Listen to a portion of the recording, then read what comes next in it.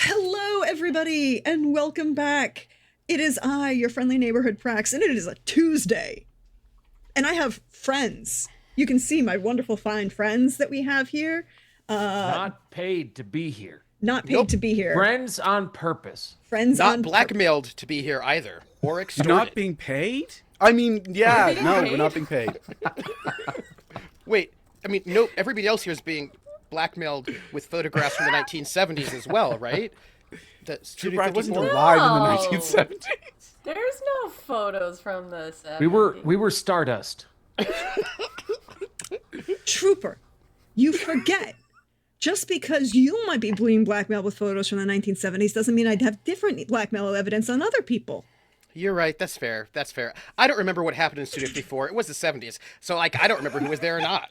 I would like everyone to stop and picture tiny, tiny baby Trooper in Studio 54.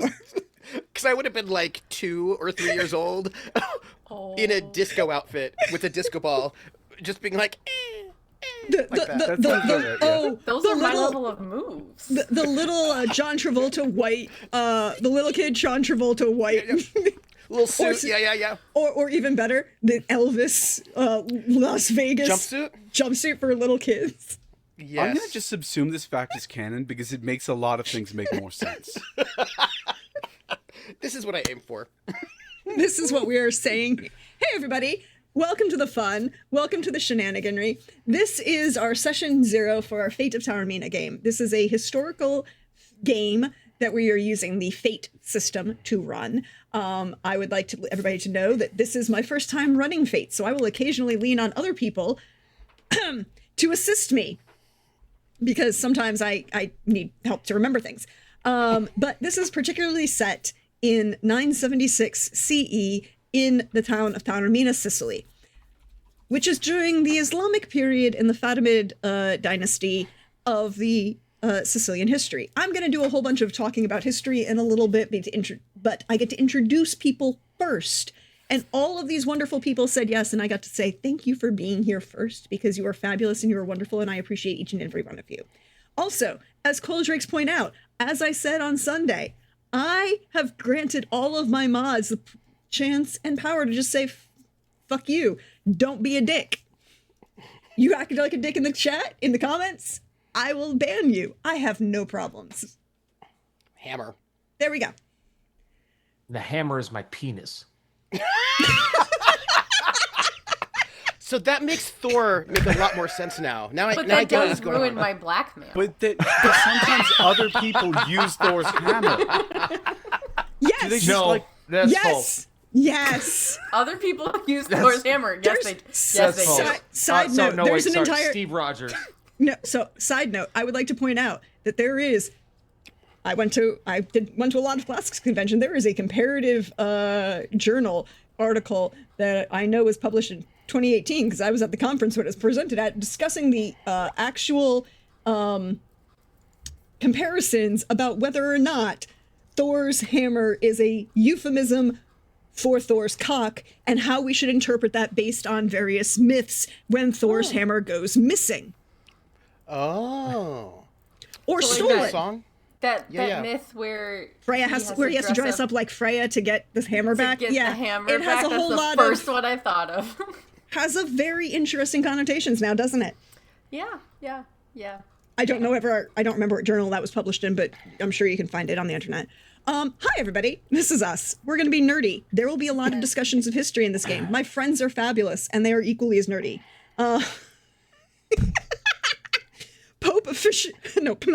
Hawkeye. Hawkeye officially wins. I.e., even Thor had ED. Wait, is it And- dysfunction Did if someone it was say erectile intended? dysfunction? And like most people with erectile dysfunction, he does make it everyone else's problem. Exactly. That's true. But is it dysfunction if it was intended? Well, considering the argument is that it got stolen by somebody else. But that's Anyways, not all of the situations that we were This is speaking true. of, too. We're gonna leave that because that's Norse mythology, and we're not talking about Norse mythology. We're talking about Sicilian history. So we're gonna go around, and I'm going to introduce people, and we're gonna start with directly to my right. I know my right from my left. Directly to my right on the overlay with Norden. Hey, Norden, how are you? How are you doing? It's been all of what, 72 hours? I don't understand the passage of time anymore. Why are you asking me that? Today could have been tomorrow for all I know. Hi, I'm Norden Licadia. My pronouns are he, him, and I am... That may sound like it makes no sense, but if you think about it, I'm doing a lot of things at once right now, so there's quite a lot of juggling going on. I'm really happy to be here. I'm known as Werewolf Feels on the interwebs. You can call me Werewolf, but if you don't want to call me that, you can call me Norden Lee or just Norden. And yeah, I have played with Prax a game of Witcher on Sundays, and I assume that's the reason I'm here. Or perhaps because I was paid to be here, or perhaps I was blackmailed. Honestly, you just fill in your own narrative. It's probably right. Probably all of the above.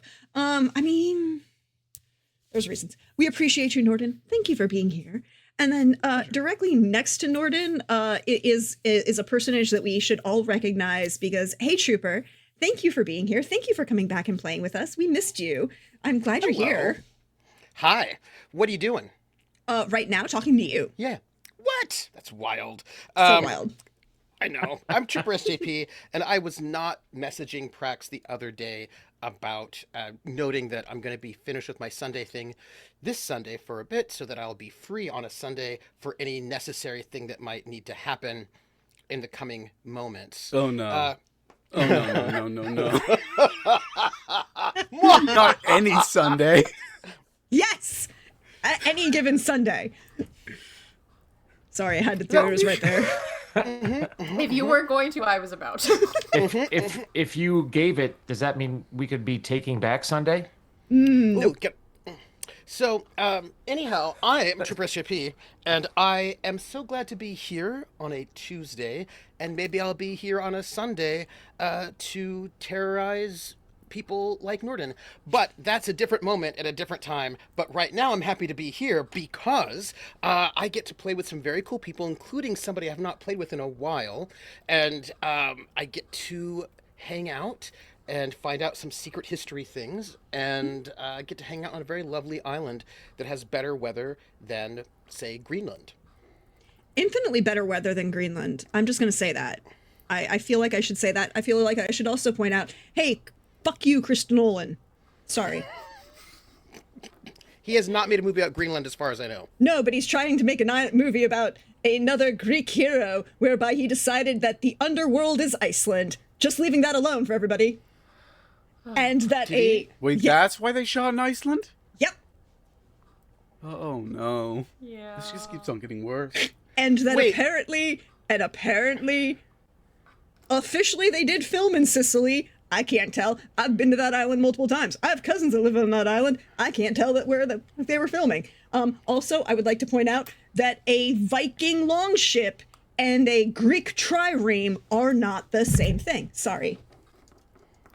Yeah, one has Thor's dick on it. I thought we were discussing that. Yeah, we had. Yeah, exactly. Full phallus. Yeah. Well, hey, welcome in, Baba Yaga. We are here for we are also History Nerd Rage. I'm sorry, I should point out we'll get to my spiel in the end. Hey, Lissa, welcome back. It's been so long, we've missed I know. I have emerged from my. I feel like I. This is where my brain went. Do you remember the terrible Mighty Morphin Power Rangers movie from 1995 where they pull Ivan Ooze out for the first time? I feel like I have emerged from the ooze to return to the channel. I mean, it's either Ivan Ooze emerging from the Mighty Morphin Power Rangers, or it's the ooze in the second Teenage Mutant Ninja Turtles movies. Yeah, I put that movie out of my brain, admittedly, a little bit. I don't know why the Ivan Ooze is what I went. No, I do know, but that is a whole separate tangent. But yes, hi, I'm back temporarily from my abyss in which I hide. So Well, we're glad you're here. We're glad you're I'm here. And then never ever last in our hearts because he is just too big for that. Hey, Billy, how are you? How are you doing? Hello. I'm good. I'm Bill of the Force on the internet, and I enjoy being the least intelligent person in the room so that I can absorb other people's intelligence as your resident intelligent dump stat slab of beef. Nobody believe him. Nobody believe him. He was pulling out some big old references. This dude is like super, super smart. He just wants you to underestimate him so he can give you a 1-2 with his brain and then also his brawn. I'm trying to do branding right now, Trooper. Oh, sorry. It's okay. Big. Yeah, what he Big said. muscle. Big muscles. strong. I would like to remind you that the brain is also technically a muscle. What? It's an organ, but the biggest. Listen, I'm the dumb one here. That's all that matters. No, I'm the dumb one. Wait, no, me. Can I be the dumb one for once, please? I would love to be dumb. What's it like to have no critical thinking to try skills? to make that happen. I actually still get paid for my brain, so I do actually need it at the end of this. But can I just like remove temporarily? Just a little bit. Just a little See, bit. I don't get paid for my brain. I don't use my degree. I'm great. I don't believe you. I mean, I'm using my degree now. I majored in snakes. How is your degree in herpetology? Wait, is that also a metaphor? Because we've been talking metaphors. I have questions about what's going on here. And then if like the snakes were driven out of, then No, like what that's does in that Ireland. mean? That's in Ireland. Remember? But what does that mean then? If the snakes are driven out of Ireland, and how much does that have to do with the song "Detachable Penis"? I have questions. Okay, look, Trooper, we need the full. full citation for a song called "Detachable Penis." You don't know that one? It's a good I'm song. singing it in my head as we So am talk. I, but I'm also saying for the audience at home, you can't leave out the whole citation. Happy There's a Pride, song. everyone. Right. There's a song called "Detachable Penis." Go find it and listen to it. I recommend it. This is true. There you go. I'm having so much fun already. Like, we're not even doing the game right now. That's what you think. This It actually is the started game. already. This is how it All right. starts. We barely got started. What start? Exactly. Hey, everybody. Welcome to my wonderful friends for being here. Thank you so much. Thank you also to you at home watching or watching on YouTube later when this goes up on YouTube. I appreciate each and every one of you.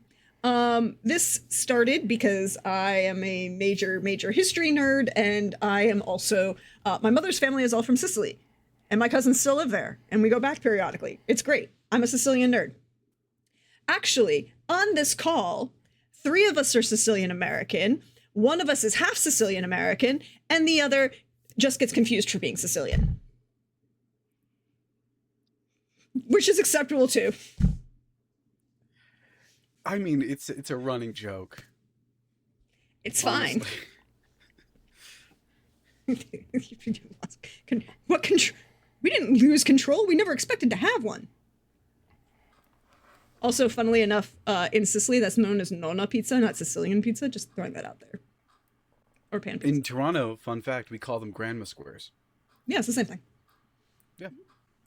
All right, but we are here. We are doing this history. We are setting this in the city of Taormina. For most of the, I'm going to give you this warning now. When relevant, because there's a large percentage of various populations currently in Sicily in 976 CE. There is the growing Muslim population. There is the Greek Christian population. There is a Jewish population. When I am going to refer to the names of places in this game, I am going to attempt to be consistent with who would have referred to what place by what name based on who they are. I am going to attempt this. Please understand. However, currently, I'm going to use the current names of places because they are real places with real cities and real names, and they are still there. This is also a historical game, so we will be talking about historical figures, and we are going to give them the respect and honor that they deserve by attempting to give them correct ports in history. That doesn't mean that we like everybody. That just means that we're respecting the fact that they are real people and they have real existences. And we try and do that thing. And Coldrake, no, this is significantly earlier by about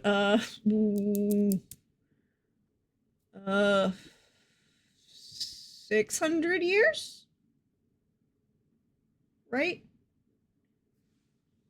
Well, I just said time no longer exists for me. I did. No, I hold can't on. I'm help doing it. this in my head. And I am in character as the dumb one right now. I'm not doing that math. No, I'm doing this in my head. So we are set in 976, which is the Fatimids. Ertugrul is the father of Osman I, is the 13th century, so middle of the late, just after the Sixth Crusade, so 1270, 1280. 400 years? So 400 years, if we assume that Osman I is the founding point of the Ottoman Empire. 300 some. To put this into perspective for most people, the Crusades haven't happened yet at all. They don't exist. So... Can I say one thing that is again a side note? yes, please. I wanted to go to the library, the music library at UC Berkeley, but I did not go to UC Berkeley. But I was like, it's a big university. No one's going to notice if I just go into the music library. I'll just go into, because I wanted to get a source when I was an undergraduate that I didn't have at my university. So I just walk in like I'm a college student. I was a college student, just not there. I walk in to go look at something, and then this woman is staring at me. And she's staring at me and staring at me. And I'm like, does she know I'm not a UC Berkeley student? Does she just know by looking at me? Whoa. And I'm just trying to be cool. And she's staring at me. And then and I think she works there. And then she approaches me. And I'm like, oh man, I'm in trouble now. And she says, you look just like Sal Mineo. And that was the whole reason why she was staring at me. And I was like, Sal Mineo, Sicilian. I get you. And that I just, again, because Norden was also, I just wanted to point out that I also got people, but specifically Salminio, people were doing that to me as well, Norden, so you're not alone. And Liz also told me that people think that she looks like Salminio all the time. So just wanted to point that out too. I would also like to point out that apparently, these are great. Trooper gets Salminia. Yep. Yes. So we are well before that, the Ottomans. So we are playing Fate, which is a wonderfully complex, generic game that I got to play with Trooper as a GM, and now I'm going to be running and doing things. So yay. But we are going to start talking about the setting in this particular place. So I held off on this. So when I first started talking about this was right after Trooper's Tachyon Squadron game, because I was like, ooh, this has been percolating in my brain, and the way for me to decide if I really, really like a game or not like a game is to both play it and then GM it. And so I was like, okay, what's been percolating in my brain is a lot of this particular period in Sicilian history, which is very interesting. Also, it was right after Cyclone Henry hit through Sicily and utterly destroyed massive sections of the eastern coast infrastructure. Knocked out a bridge that nobody wants to see built ever, and we will hopefully never get to see it. And so Sicily was really in my mind. And so this particular part of Sicily was very prevalent in my mind, which led to a look into general history. And I was on a chat with Trooper about the rules for Fate, and I was talking about this and what kind of game I wanted to set and where I wanted to set it, which is in Taormina. And the history of Taormina is such that all of these history books write the same story of Taormina when they're talking about this particular period. Taormina is in the northeastern section of Sicily. It is a hill town, and regardless of what White Lotus wants to show you, there is no beach in Taormina, okay? It doesn't exist. It's on a mountain. You have to go down the mountain to go to the beach. My cousins own a lot of property on the beach town of Giardini Naxos, just saying, but I digress. And so in Taormina, there is one of the last bastions of the Greek Byzantine control before the the Fatimids fully control and coalesce their power in Sicily. And it says specifically, in 965, after a long siege on Christmas Day, the Christians surrender, the Fatimids take over, a large percentage of the population is either killed or sold into slavery, and then they bring in Muslim settlers to kind of control the power. And then they jump to, and there's a peace treaty signed, And then they jump to suddenly 968, and the words that all of these sources kept giving when I was on the call with Trooper was, they razed the city. And if you have been to Taormina, you sit there and go, please explain to me what you mean by the word razed, because the Greek amphitheater is still there. Large chunks of the Greek city are still there. So what do you mean by razed the city? And I even had Trooper, thank you very much, Trooper, who was on that call and had access to JSTOR, went to the original citation, which is in German, and started translating the German for me. And he said, no, the word he's using is raised. So I was like, okay, well, this is very confusing. Then we get to fast forward to this month when I, in preparation for this, get to go into the New York City Public Library. By the way, if you did not know, this is your information that the New York City Public Library will give anyone a library card, regardless of where you are. And it involves access to all of their information and all of their research library as well, and in virtual access as well. So, but if you live in the tri-state area, New York, New Jersey, or Connecticut, you can get a 3-year, and you can actually go in and actually physically deal with materials, which is what I did. Went in, took a day, had a day in the city, went in to the library in the Rose Reading Room, which is absolutely gorgeous. One of my favorite spaces to research. Still the most uncomfortable chairs because they haven't updated them from the 1930s. They are not designed for anybody's. And I finally, after 4 hours, get to the original text citation that had been translated by the Italian. And this is where I say, Trooper, no, what happened in this timeline is the most Sicilian thing ever. Because in 965, they defeat the populace that's there. They bring in new settlers to try and control the population. Fast forward, there's a peace treaty signed. Everything is copacetic. Fast forward to 968. The emir reaches out to Taormina and is like, hey, we need a bunch of you guys to go out into the woods and cut some lumber for the Navy so we can make some more ships. And being good Sicilians who are like, why the fuck is the government telling me what to do? They said, fine, we'll take your money and then we're going to fuck off and not deliver on any of this. To which the emir basically goes, how about no? And they tear down the fortifications of the city, which is not raising the city. But they couldn't find the people that took the money and got the fuck out.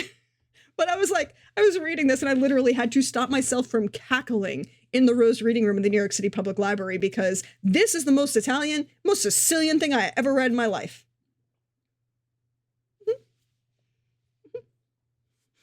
Makes sense. Makes sense to me. See? Mr. Monkey agrees. This is can confirm. We do that. What the fuck you mean I gotta... The government wants me to do something? Well, fuck that shit. I just appreciate knowing that raised actually has a different meaning in English depending upon who's doing it. You know? That's a great thing to know for the future. I raised a city. I gave it water. I put bricks there. I added things. I gave it love and affirmation. I was like, "Come on, city, you can do it." I would also like to point out that all of these citations that we're talking about using the term raised, R-A-Z-E-D, were German and British. And it was the Italian who gave us the definite reality. But like, if you eat a plate of nachos, Prax, you ate a plate of nachos. If I eat some nachos, I raised the nachos, right? This is a good thing to understand.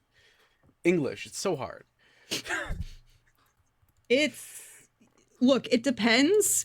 It depends, Norden. Am I in a place where my first name is known in the English language? In which case, it's not that I ate the plate of nachos, it's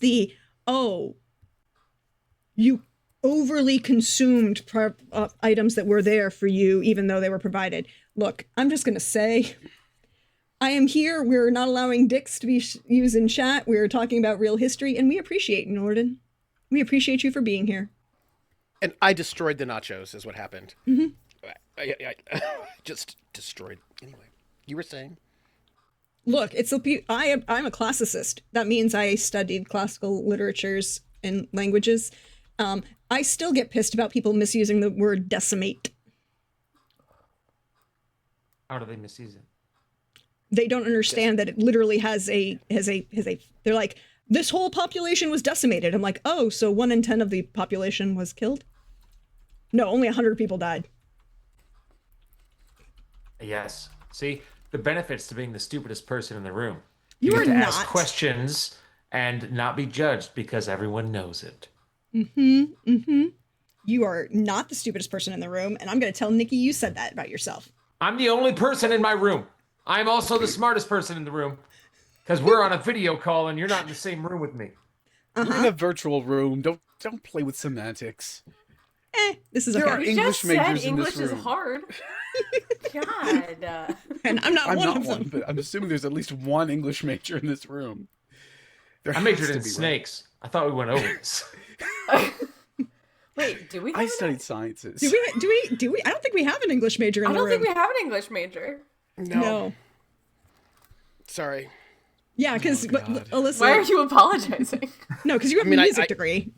I have German studies and music. There's Sorry, that. don't There's don't that. have Yeah. English. I have Sorry. music degrees and I'm in pharmacy.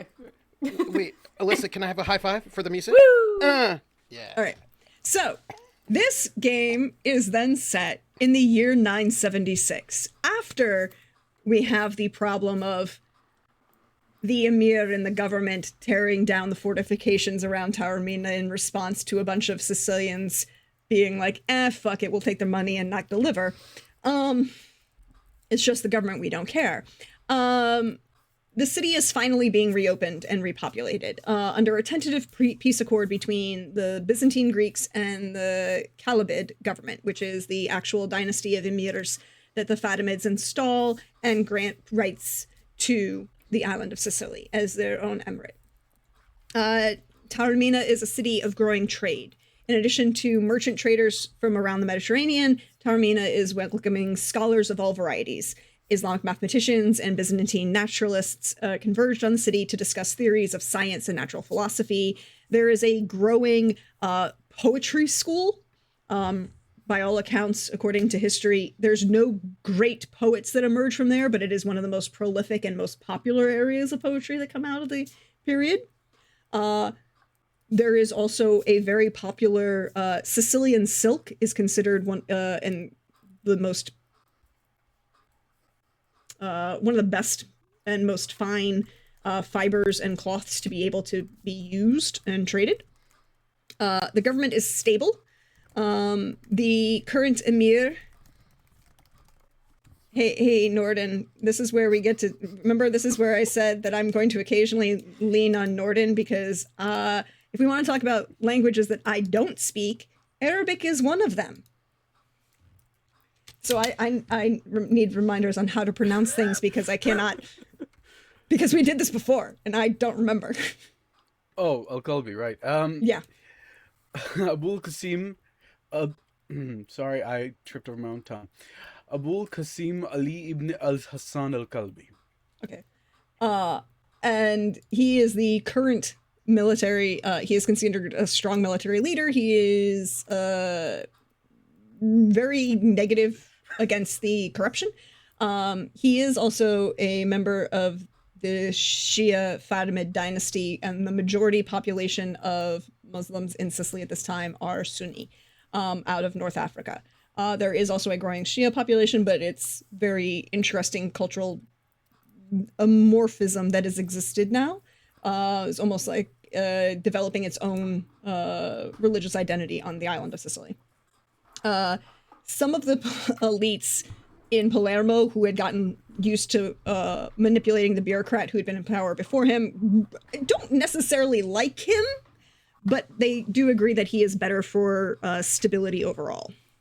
All of the players are residents of the island. They are some way tied to the island of Sicily, who have been invited to the wedding of the new governor of Taormina's eldest son. All of you have reasons to attend the wedding, including a number of rumors that have reached interested parties about the possibility of spies from the Holy Roman Empire and a variety of German states that are moving around the area to foster unrest in an attempt to break the tentative peace between the Byzantines and the Fatimid Caliphates. Locals in the area know well the consequences of a failed revolt and are looking for ways to live in peace for now. As you are all invited to the wedding, you may be members of the family, local nobility, traders, or anything else you might have someone else might have reason to attend the wedding of such note. And that is our introduction. One of the things about fate is we need to decide your general concepts, your ideas, your high concept, shall we say.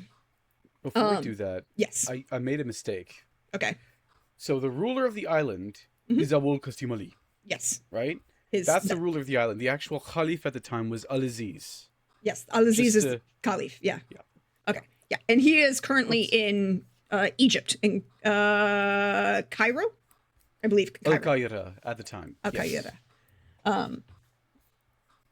So the Caliph has moved the head of the Caliphate to the completed city at this point, I believe, Al-Qaira, which is modern day Cairo, and given basically unlimited control, kind of, to Al-Kabid. Did I say that right? You'll tell me if I don't. Yeah. Al-Kalbi? Okay. Yep. And he, Sicily, while being important for trading, large percentages of agriculture are coming out of the island. In fact, Sicily will perpetually, throughout its entire history, be the breadbasket of whichever power controls it.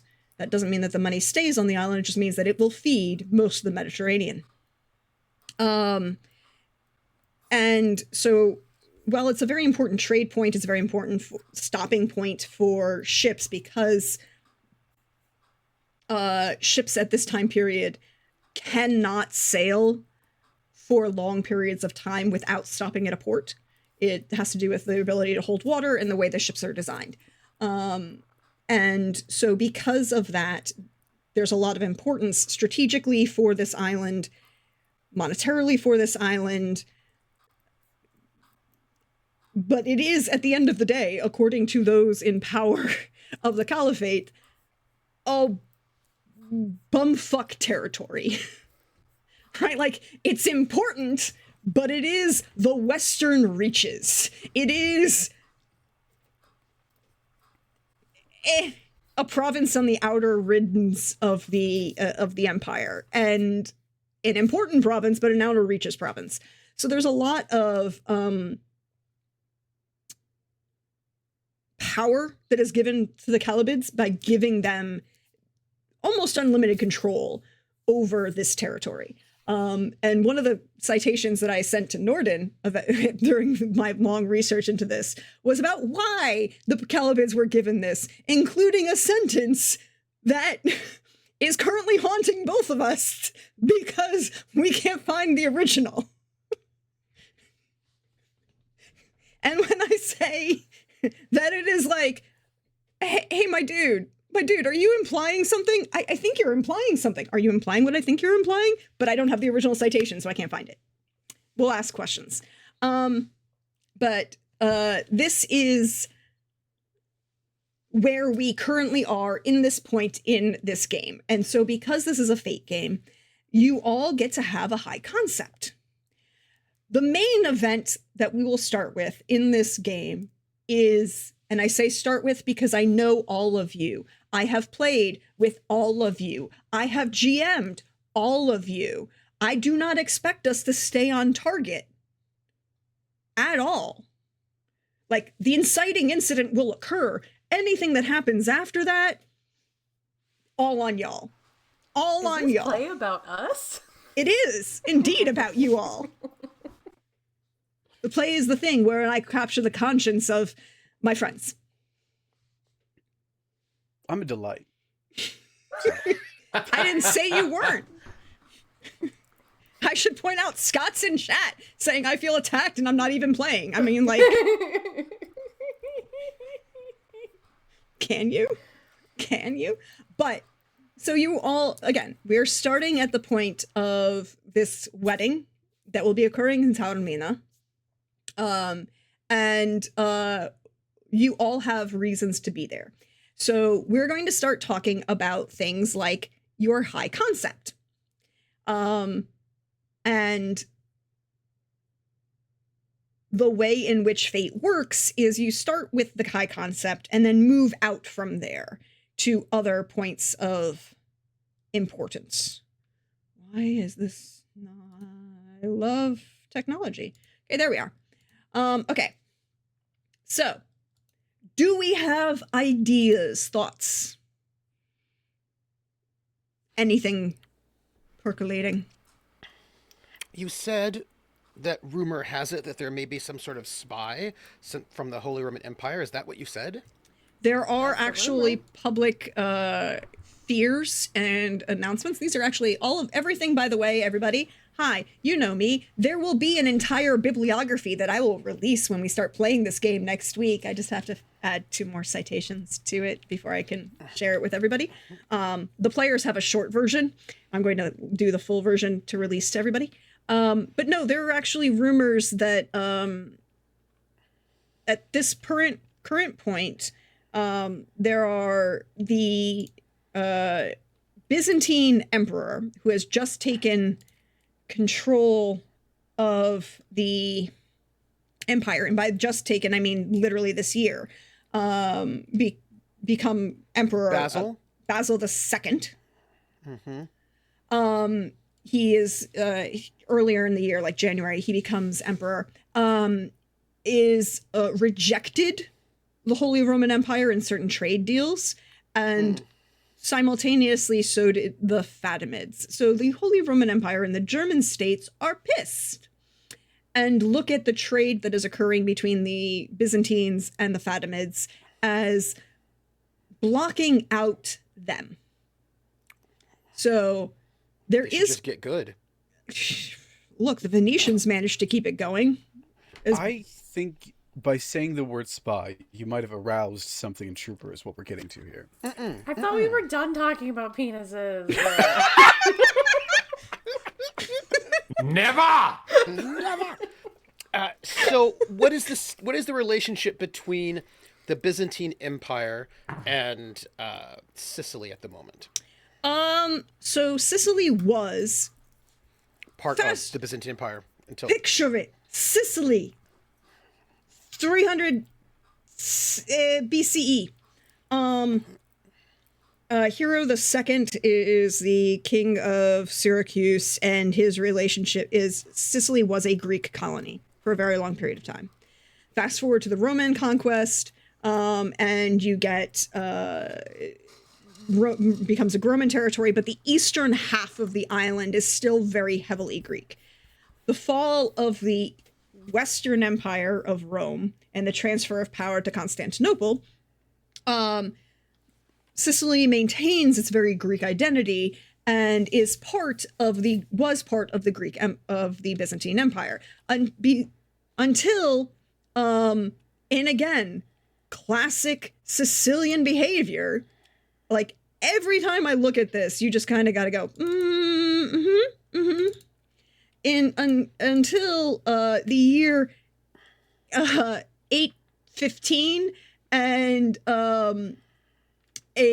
Ezekiel, who is a Byzantine general and is fighting the Caliphate, the ones before the Fatimids. I can't say it. I'm sorry. AG. Where's my note? Anyways, actually, so he's supposed to actually be a general in a Byzantine general fighting against the Caliphate, and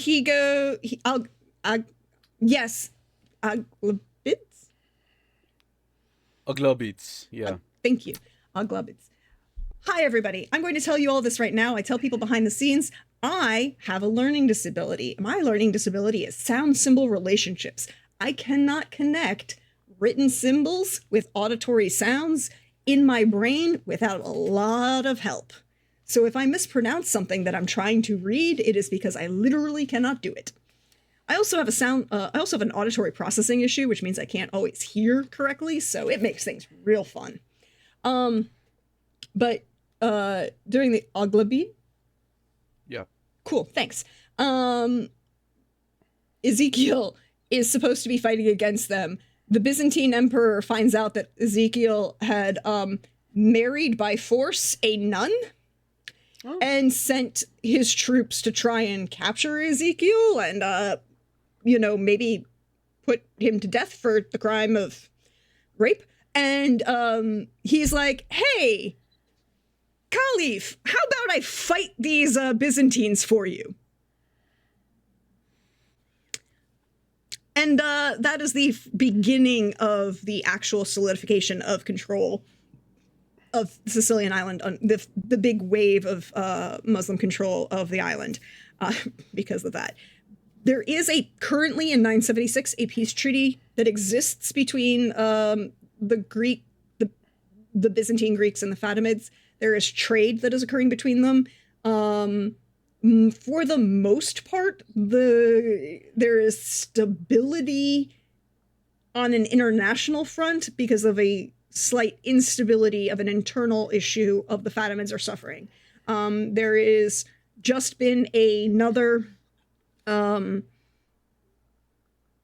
religious tension between the Shia Fatimids and the Sunni population of North Africa, that has led to basically a desire for the Fatimids to say, maybe we aren't going to try and fight. We're going to stabilize our issues. It's also the completion of the capital in Cairo at the moment.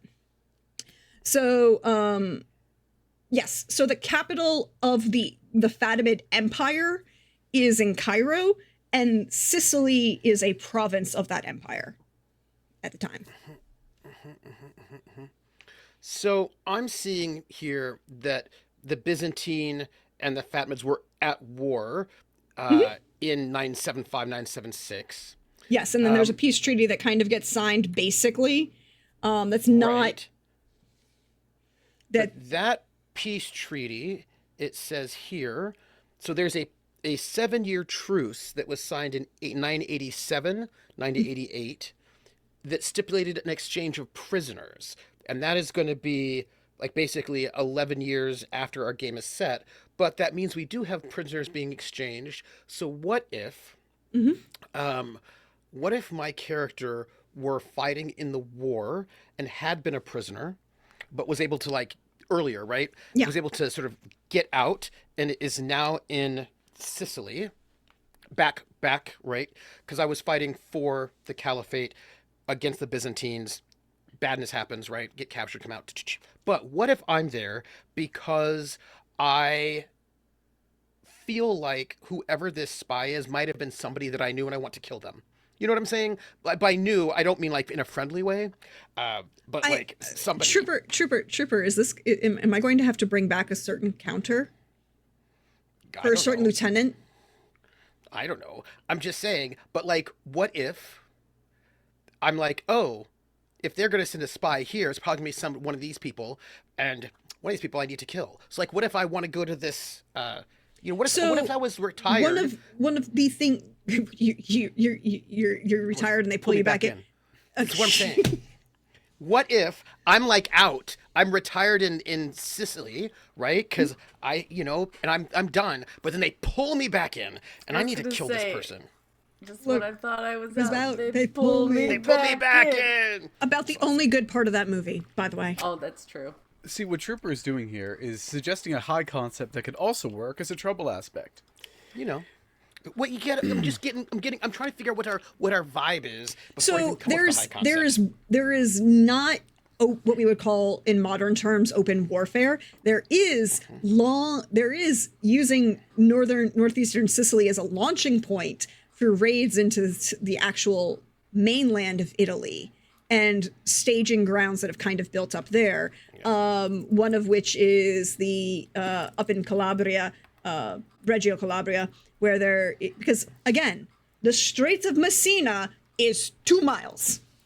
Yeah. The Straits of Messina are 2 miles. Now, what makes them dangerous is the speed of which water gets shunted through them. Also the amount of storms that come through there. That makes the straits actually really dangerous. But using Messina to go to Reggio Calabria was something that the Calibids were doing. And active raiding had kind of slowed down from Sicily at this point, so it kind of makes sense. Who is in control of the boot? No one! I would like to point out that there is no one in control of the total of the mainland of Italy at this particular point. There are a number of city-states. Rome is in the control of the Vatican, mostly, but there are other portions of the city that are not. There is a growing Reggio Calabria, and kind of going a little bit north into Abruzzi, and is actually nominally under the control of the Calibid, but they are not 100% under the control. There is a northern Italy is partially under the control of the Holy Roman Empire, but a large number of those city-states are like, they're under the control of us in the amount that we may or may not give them money, and they may or may not care. We are in a time period of where there is no existing country of Italy. Don't worry, Scott. I see you. Just hold that thought. Hold that thought, Scott. Hold that thought. But yes, you think you might know who the spy is? I'm here for you having. What is that high concept then?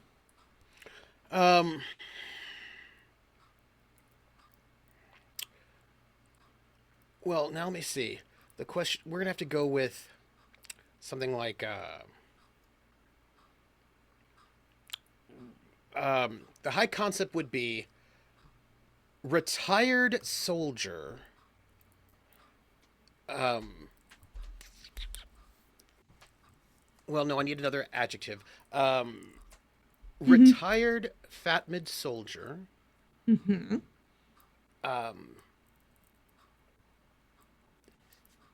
I have phrases in my mind that are not right. Who's too old for this? But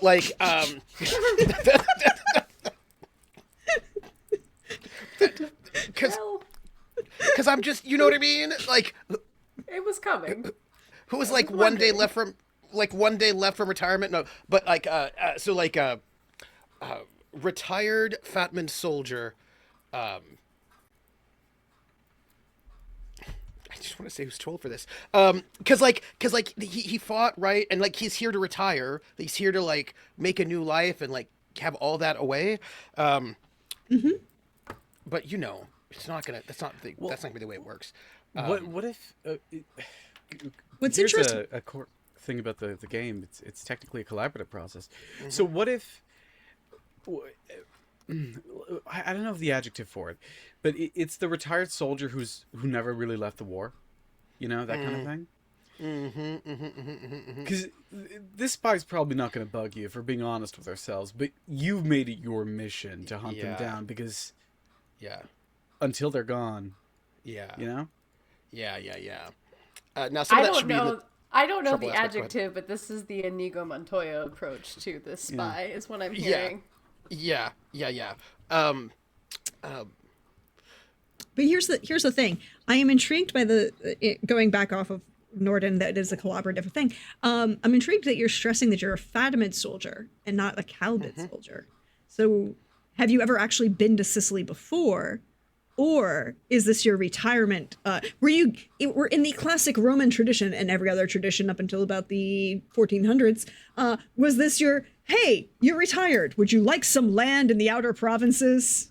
Yes, that's the vibe, right? I'm being, you know, I did decorated, I did good stuff, right? There was hard times, and I've been given this place to retire to, and I'm like, okay, this is great. I'm going to be in this really lovely place where there's going to be no trouble, and none of my past will come back to give me any trouble whatsoever. It's going to be chill. This is the chill part. Now we're in the chill part. And I see how Alyssa's like, yeah, that's not how it's going to work out, though. I know. Oh, yeah. You just think it's going to be chill. I love the optimism. Optimistic retiree in the outer provinces. Bull just happens to take a nap inside of a china shop. Oh no! And then somebody woke it up. I don't know let's see, why how this high about, concept is reading like an old Craigslist personal. Nice. Looking for. Looking for a calm retirement. Yes, absolutely. How about let's see, decorated. Decorated. Oh, I want like a. No, we'll put that somewhere else. Retired Fatimid captain.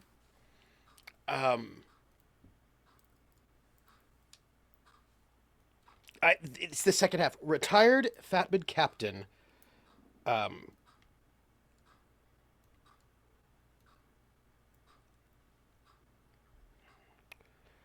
Retired Fatimid captain who will do anything for peace and quiet.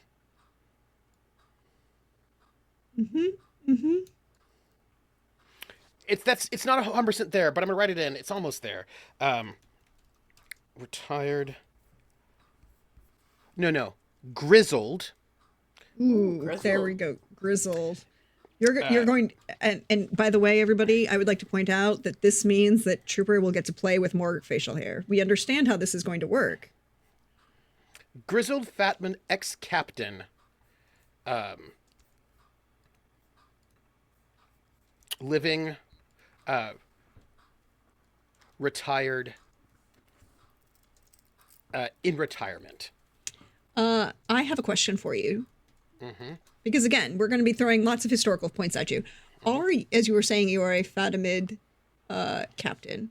Are you Ex-captain. Ex-captain? Well, are you ever? Yeah. Look, they're not going to pull me back in. I thought I was out, and I'm sure I'm going to just stay out. I'm sure nothing bad's going to happen to pull me back in. No, nothing bad will happen to you, whatever, whatsoever. But my question for you is, does that mean then that you are North African? Yes, I think I'm from what was Tunisia. That's where the Yeah. invasions were coming from. Exactly. I think I'm Tunisian. Yeah. That just makes things interesting. Okay, so we have one idea. And there'll be other things going in there, but like just for the high concept, I'm this like ex-captain in retirement, in a nice place. Like Taormina is beautiful. Everything's gonna be fine, and there won't be anything bad. Yep, nothing bad. Your persistence in making characters that exist for you to torture them is fascinating, Gerber. What? I mean, as far as I know, he's out, and no one's gonna pull him back in. So I think it's fine. He's got to do that in games because basements are expensive. Yeah. No. Billy, no. Basements are actually really fucking cheap. I would like to remind you that Trooper lives in New England. Not only are we in the land of basements, we are also in the land of detached garages. Okay, wait. Grizzled Fatman ex-captain determined to enjoy his retirement. That's my high concept. Asking for it. Just begging for it. Yep. Yeah. Bloody All the hell. time. I knew this was going to happen. I knew exactly what was going to happen when I reached out to my very good friend Trooper and said, hey, I'm running a historical game that I'm blaming you for. So I think that's my high concept. It can still be tweaked, but that's where I'm right now. Okay. It sounds like we have a good concept. It sounds like there's nothing that can go wrong for your high concept whatsoever. Nope. Wait, I should say, one of the things about any of the aspects in Fate, a good Fate aspect always has both a positive, can always be used for your advantage, but also should be able to be compelled so you can get Fate points. If you have a Fate point that doesn't have some way in which it can get you into at least a little bit of trouble, then you need a better concept, because you want that hook so that, you can get Fate points for it. That's all. And Missile Monkey, no, you do not put there's nothing under the concrete in your garage that hides the sins. That's what every other construction project's for. Jimmy Hoffa is not in anybody's garage. He's holding up the Meadowlands. In MetLife Stadium. I'm sorry. hi, everybody going to the World Cup games at MetLife Stadium. We're just going to ignore what may or may not exist there. Okay, does anyone else have a concept they wish to share? Thoughts, questions? Oh, the thoughts are plenty. The thoughts are plenty. I have never played Fate before. This is going to be very fun to learn as we go. But I know perhaps we talked about what I was thinking because Yes, we did. I would like to lean into our Sicilian heritage a little bit. Please do. So How many stereotypes are we attempting to take off this list? I think just the couple that we talked about. So that was like a 3, 4, 5 out of that. So we talked about how the city was raised and that it was a couple of guys got paid by the government to remove some trees and took the money and ran, right? Mm-hmm. So I will need help finessing how to make this into the high concept words, oh great friends and players. I am thinking that I probably would have been done to, again, play into the stereotypes. It was probably a family affair, like uncle and self and brother were the contractors that got to do the lovely job of here's the money to remove all these trees. And we said, yep, cool, great, got it. And booked it. Went out into the hills. But now have decided to, you know, maybe we made a luxurious life out in the hills. Maybe we farmed for a bit. Or maybe we just got bored of whatever the current plan was. So I'm at least coming back into Taormina to see, you know, what's left of our handiwork. So, yeah, I in my head feel like of the brothers that would have done it, one of them is the fast talker and one of them is the more of the brute force, and I don't know which one I would rather be, but I guess I'm trying to figure out how to put into concept that I am a walking Sicilian stereotype. Even from back then. I would like to also point out that we have art evidence in both pottery and in wall paintings that gold chains never went out of fashion. Gold chains never went out of fashion, and yes, there will be a gold chain involved. I just feel for like sure. Just feel like Absolute gold chain family. Missile Monkey is saying walking Sicilian stereotype. So Sicilian, like you're not wrong. You're not wrong. We know. So you go with something like fast talking con man, or like, you know. Yeah, but like I said, I can't decide if I want to be the one that was good at talking, or because I would imagine in my head that regardless of which one was which at the start, they've sort of blended together, and you could palette swap one for the other. I just don't know which one is the dominant. Like, are you the brawn dominant or are you the brains dominant? Because, you know, we have been gone for quite some time. Ooh, but wait, now we have coffee. And so the great important question is, do you have the magical power of having a coffee cup which comes out of the deli and is still steaming hot no matter what time of day it is? I think that is, just play them both as twins. Well, you need to pick one. You can put the other one as the side character. It does now. Yeah.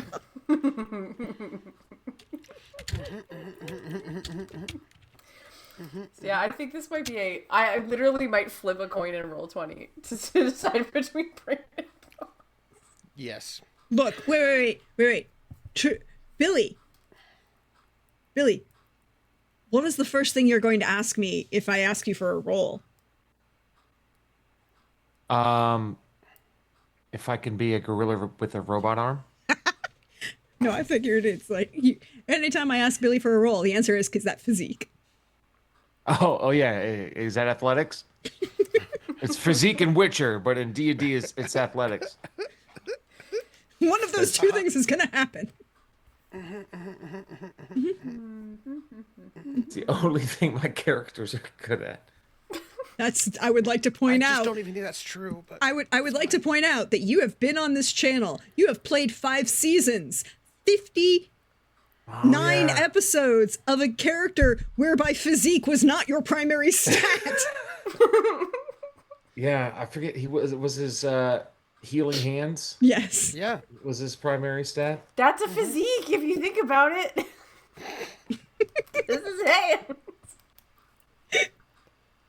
But that's like catch these healing hands. Anyway. Ooh, fighting cleric came into my head now. Yeah. I was thinking slapping bottoms. That's a whole different. Happy Pride, everybody. So you Happy think Pride. Norden thinks I loved when I pitched this idea to Norden. He's like, it'll be great. I'll be the problem child. I'm like, no, you're not. we can all be the Never problem said children. that. I said that I'll be somewhat of a mess, or I'll just do whatever the others don't do. And apparently, I'm going to be the patron saint of order here. Hey, I'm a grizzled retired ex-captain.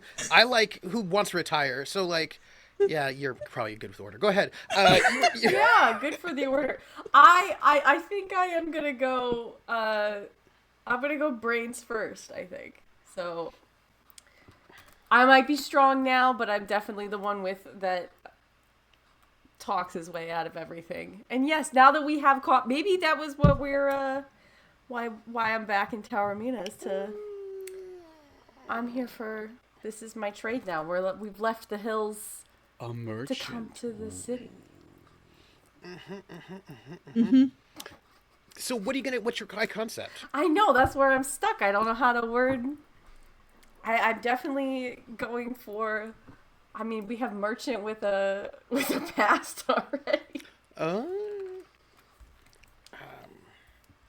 So okay, just so you know, mechanically, Strong tie to the city. mechanically, You could flip that on its head. Good or you bad. can absolutely. Mechanically, every word you use can be used to. So you get fate points, right? You get a certain number of fate points, Right, and right. those Yep. fate points can be used to give yourself a +2 on your roll, among other things. Or But in order rewards. to use it, you have to have an aspect that is relevant, right? So if you say something like fast talking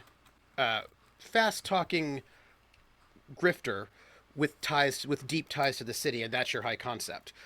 Anytime you need to do something that's fast talky, you can tag that one, right? Anytime ties to the city would be relevant, you can tag it. Anytime doing kind of con grifting kinds of things, you could tag it. So I said grizzled ex-captain because that means anytime where having been in the Fatimid military might be relevant, I can tag it, right? So what words you use can help you justify using that fate point to let you succeed in a role. Also, sometimes your GM could be, I don't know, some cruel and say, hey, I feel like your aspect is being challenged here. So I'm going to spend a fate point and make life harder for you because you're a con man and people here are cons. Hey, it's not conning. It is who trusts the government. But when they spend that fate point, they do give it to you, so you get more fate points. This is also true. I do kind of like putting it as fast talking merchant with deep ties to the city. That's good. Now, is grifter probably more accurate, but yeah, anybody with amount of a coin could be a grift, you know. Right, And and look, merchant it's would then not- give you merchanting skills. It's not grifting if you're applying it to the government. Exactly. It's only grifting if you apply it to your friends and neighbors, and that's just not cool. You don't mess with your friends and no, neighbors. I'm good. We good honest people. Exactly. It's just the government. And who We're you not know, in England. You can't call yourself Robin Hood. I didn't say I steal from the rich and give to the needy. No, we don't do that. We just say the government is stealing from all of us, so you know what, we should steal from them. I'm redistributing the wealth Exactly. of the government, mostly to myself, and then to the people. I steal from the not me and give to me. Yeah! Yeah, that's really important, you know? I think so. I'm just looking up the Fatimid armor. I think it might be Berber. Go ahead. It depends on the division of the army that you are part of, because there are Exactly. Berbers, and then there are, unfortunately, slave troops out of various other portions of the empire. And also Mamluks. So Yes. you've got like the Berbers, the Turks. And I was like, but I think if I go with the Berbers, I get to be light cavalry and foot skirmishers, rather than the Turks who are horse archers and heavy cavalry, or the Black African Syrians and Arabs who are heavy infantry and foot archers. And I think maybe light cavalry foot skirmishers. This is also a time that the Fatimids did something rather odd once they took over Egypt, in that they reduced taxes on the Berbers and Bedouins, which was the thing that the Berbers and Bedouins were very shocked by. And also the Sunni populace were very shocked by. But at the same time, you know, this was the Fatimid Caliphate who wanted to take over the entire Muslim world. Yeah. So there was this, like, show of tolerance to try and, you know, increase, make it seem like they were more benevolent leaders, you know? Yeah. Yeah, exactly. It's still the government. Look, I Hey, come they from the gave me same some land. I come from the same Muslim sect as the Fatimids. That's a fun fact for y'all. I love Fun that. facts. At the same time, I don't. It's like any kingdom. Yes, it comes from your religion. Great. That doesn't mean they were necessarily good people. That's not how Yeah. anything works. Yeah. So I think I'm like going to be Kutama or Berber. I think I'm excited about that. I think that'll be good. I think that'll work. Billy, do you have thoughts? Contemplations? I was thinking benevolent simian cyborg.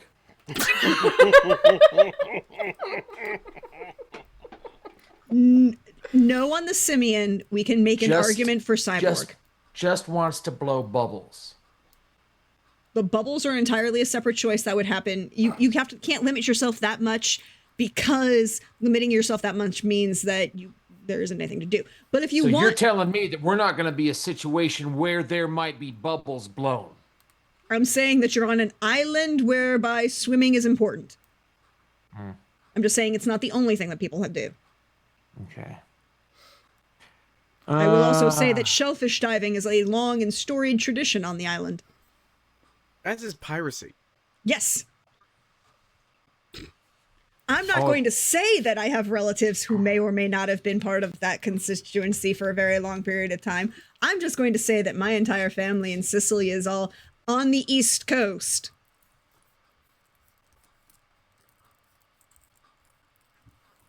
Yes. I feel like with that interjection that Norden might be brewing something. Yes, what is Norden brewing besides coffee? Norden is brewing. People really have a lot of disagreements about universities. You know, what is a university? When does it start?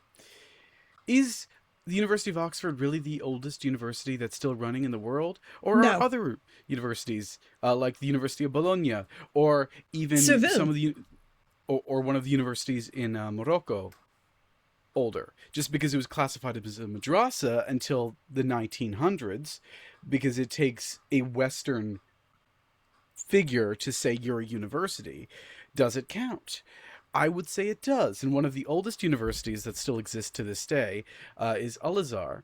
And Al-Azhar was founded in the year, trick question, not trick question, but like pure fun fact, 1970. As in, it was founded just before this game begins. 970, not 1970. 970. You're right. I got stuck with the 1900s. I was like, In 1962, it was recognized as a to make university, though. sense. Yeah, I'm traveling back to the Let past. him cook, but what? I'm traveling back into the past. No, I got stuck in the 1900s because it was considered called a university in 1962. yeah. So in 970, Al-Azhar was founded, or possibly 972. It depends. It was first as a madrasa, and I'm thinking that if some that would be a viable one of the people who helped founded like the core madrasa in Cairo. Why are you here? Viable to invite, yeah. Yeah. So Well- you're just being invited just because of your importance, or are you attending the new poetry school, which is apparently very popular with everybody and anyone? Like to That's the a point thought. that Yeah. to the point that we have accounts. This is really weird to me that everyone keeps talking about the popularity of the poetry coming out of Sicily and how important it was during all of the original Fatimid writers, which, by the way, there is a travel log that I suffered through. And I want you to understand something. The translation I read was from the year 1800. It was published by a British nobleman in the year 1800 and has consistent footnotes where the English nobleman in the year 1800 said, hey, by the way, all of these racist comments, I didn't write that. When the stuff involved is too racist for the 1800 English nobleman is very interesting. Yes, I did suffer through that reading, but they specifically I talk remember about you give me quotes. they specifically talk about how popular the poetry coming out of Sicily was, to the point that a number of them these poets were invited to Cairo when the capital was finished for performances, but we don't have any of their poetry because they weren't considered important enough poets. It's very intriguing. I appreciate this. So It this matches is like the time period. Rupi Kaur of post, like It's like Yeah. the pop lit of the day, I guess. Tumblr poetry, but make it Sicilian. So like I'm thinking about that, but also I kind of want to make sure that I'm balancing my character on everyone here, you know?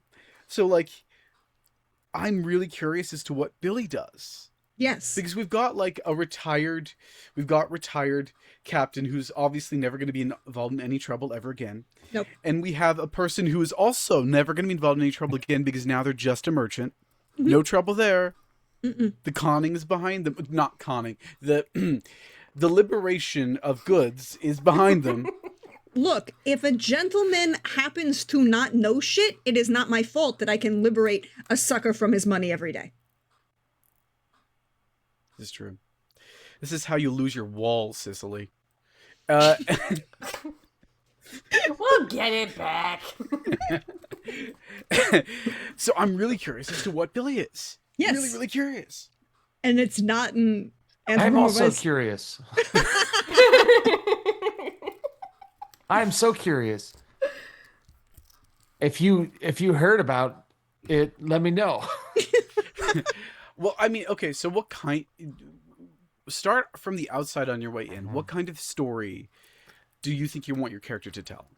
Do you want your character to be strong? Do you want your character to be wise? Do you want them to be involved with Sicily or not involved with Sicily? Do you want them to be hot or cold? I would like to point out, by the way, everybody, I have not started the NPC doc for this game yet. Oh my gosh. Get out of here. Nope, we're not ready for that. Yeah. So here's where I'm thinking, because I also think like creating a nice map of like where the characters are living, and we don't want to have like too much in one sector. So we have like both of these things that both of these characters that have rooted trajectories in conflict. And I'm thinking about a character who's not rooted in conflict, but we know will fucking end up there. So I was thinking not necessarily a merchant, but an efficient, well-known specialist fisherman with a very like fast crew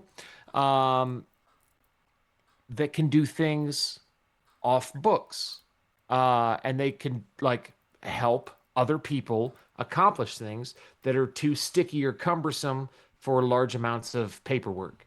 And so Do you have an 8-foot tall friend who walks around that may be very laden in furs? Could you define said friend as a walking carpet, perhaps?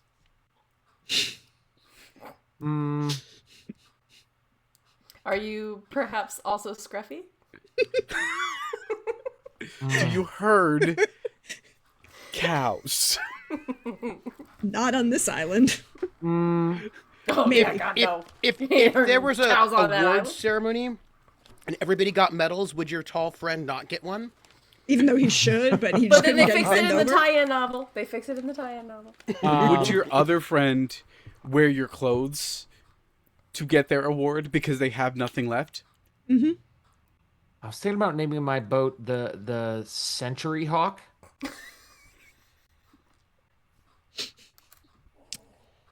I would like to point out that Sicilian falcons are a thing. But then it would be too obvious for the game that we're playing. To be fair, the vest was Londo's first. But then how? No.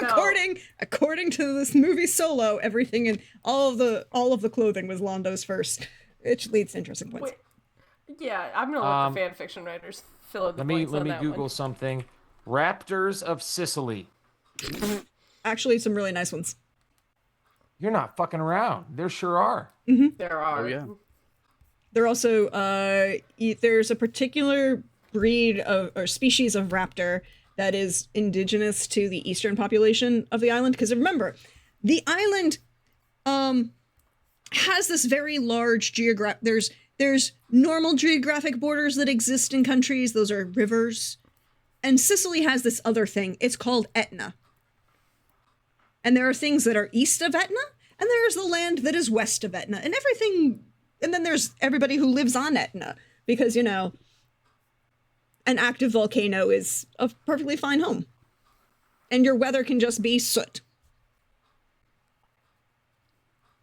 It's a great place to summer. It That's is. what the Romans said. Or winter, depending on where you are. Okay, so trying to put that thing into a high concept.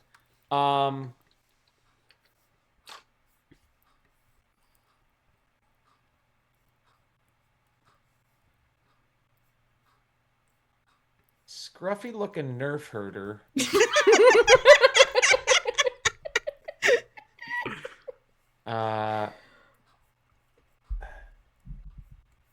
Oh God, I'm Princess Leia.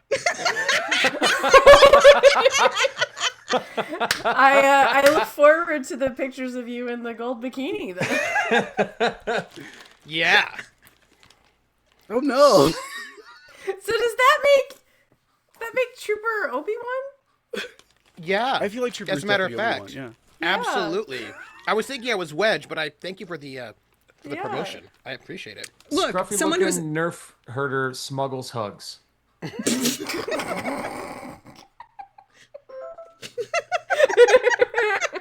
They like it. How are you nerf herding on the island of Sicily of all places? I would like to point out that the Xander no. Lissa is either Londo, but more importantly, could I interest you in another weequay pirate? No, we're not doing that. Okay. I feel like someone should be Hondo. Fuck you, Onaki. You know what you did. Let's see. How can I? I am very Frame this. intrigued by the way we're doing this, but go for it. I feel like choosing the most efficient words for this is the hardest part. Yes. Yeah. Which is why it's a very collaborative, throwing words back and forth process. And we're doing it live. So you want to be a smuggler, right? And you want to be Unfettered a seaman. businessman. Unfettered is a great word. Wait, Trevor, did you just call Billy's character a seaman? Yeah, he has a boat. Isn't that what he said? Yeah. I feel like I heard correctly when I was getting my popcorn. I don't think I missed something, did I? No. No. Cool, no. cool. We will never escape the allegations. Hey, Were we trying to? so I feel like now you don't have to use metaphors. If you're a smuggler, you can say you're a smuggler. That's fine. Unfettered semen comes secretly. Happy Pride. Tom of Finland. I feel like so okay. So we've got we need to have in your high concept boats, smuggling. What else about your character? I do think Just your that high he would concept.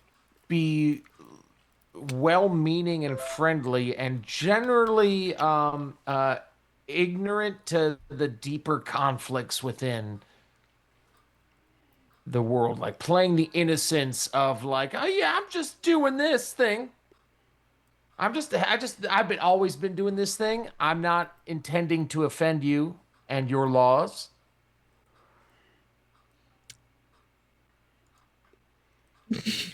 That I that implies things like good-natured Affable. or affable. I was just gonna say Patsy, but that's just me. That would be a trouble aspect, not your high concept. Well, good. Keep it in the back pocket. That's a back pocket. Something like Next maybe time I like play a fake game. Patsy. My high concept is Patsy. I just put that under Look, trouble. that just means that your high concept is Patsy Cline, and you have a very Yeah. dark and troubled Yeah. concepts. But also you can sing like a bird. True. Yes. Something I like do think the word unfettered is very good. I am also intrigued that in a island historically known for its naval criminals being pirates, that you have selected smuggling, which is a very interesting dichotomy to put into like the history of this concept, right? Like in a Davos from Game of Thrones, Yeah, smuggler, exactly. not pirate. exactly. Ah. Oh, in a world where Sicilian pirates are literally what destroy Pompey the Great's ability to become Roman emperor, and among other things. That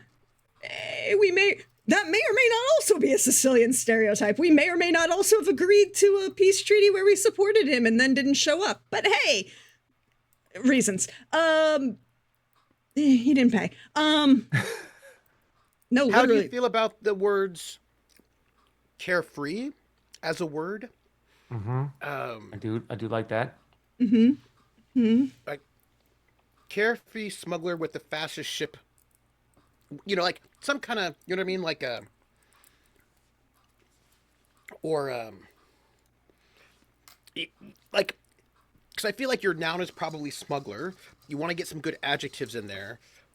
Like, what's your vibe? If I would say, who is that person? Like, you know, it's like a, it's that one, that's a one sentence description of who you are if you're going to describe the character to somebody else. Oh yeah, my character, I'm playing a carefree smuggler who can outsail anyone. You know what I mean? Or like whatever your, the way you want to frame it. Like if you said, "Oh, yeah, he is a lying con artist with oddly communist aspirations," right? You're describing a noun, the con artist. Lying is an adjective that applies to the noun, and then you have a thing at the end that references something more, so they're more than just that one thing. Okay. You know? Yeah. So in that case, communist I said something that could not possibly apply to anyone in this room, to be clear. I should have said crayon maker. Why didn't I say crayon maker? Who's making crayons now? Is it still Crayola? Is Crayola No. still king? Crayola is still king. You know, United States Marines keep them in business. They need snacks. I got that. Thank you. I was expecting too only Canadian Trooper for to this get room. that one. Okay, so was it carefree That's how you spell that. Carefree smuggler. Carefree smuggler. Because this is your high concepts, you can pack in a little bit more. You know, carefree smuggler who loves his mother, or I don't know what your deal is, who's also a simian cyborg. Who's really into bubbles? Is really into bubbles. Oh man. Okay, carefree smuggler. So one of the other things to consider, right, like, is based on the the characters that we currently have going so far, we know immediately that Trooper is going to be part of the Muslim population, which sect is separate. Norden is part of the Muslim population. Alyssa is probably playing a Christian population, part of the Christian population. Yeah. I mean, yes, but not. Yes and not directly, but yeah. But yeah, What do you believe? Great question. What do you believe? because it's Great question. Tell me more about that. Yeah. It's like, what do I need to say to get through this conversation? That's the way it's going to happen. And it works. Just, what's his name? Benny and the mummy pulling out all of them. Probably. But again, the majority of the population in Taormina, in this section of Italy or Sicily at this particular time period, is very heavily Byzantine Greek, Christian, particularly, because we have to remember we are just post the separation between the Orthodox Church and the Christian or Western Christian Church, and even then, that separation is not very defined as of yet, right? Like, they're still one Christian church. Just some minor differences in how the Nicene Creed is about to be said. That's about it. The big separations are going to come in later.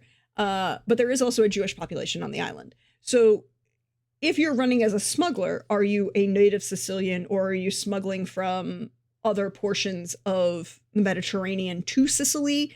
Yep, the Val d'Amone. It's still called that, by the way.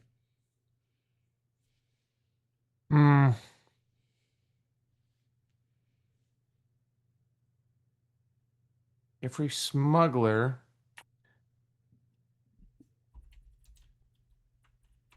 who believes in himself. Is that too broad? That's a little too broad. I mean, yeah. Because, and I'm not saying you have to have specific religious beliefs, but when you're thinking more about ethnic, in this particular instance, consider religious beliefs more tied to ethnic groups and identity, right? We in modern America have a very separate, most religious groups have a separate, most Protestant religious groups have a separation between religion and cultural identity, rather than, say, Catholics, who most Catholic groups have a very specific practice tied to whatever cultural practice they also have. A lot of the same for Islamic groups, Hindus, and all of that. But in this particular time period, religion is also heavily tied to what cultural group you're playing with or tied to. Also, there are very interesting rules about intermarriage at the moment. So I'm envisioning this person, like a Han Solo, is like kind of like a cultural chameleon. Mm-hmm. So if they're a cultural chameleon, that means that they're probably not tied to the Fatimid Empire, right? Like, they're probably more Mediterranean. Definitely would try to pass off as tied to in the right situation. Yes, but it's that case of like Italian, Greek, Albanian, Croat, northern half of the Mediterranean, Italian or Spanish even, but could pass themselves off as anybody when necessary, which means you're going to definitely be multilingual. So you're not stupid. Yet. I haven't even made a decision yet. So if that's what stupidity is, then I'm the dumbest person I know. Cheers.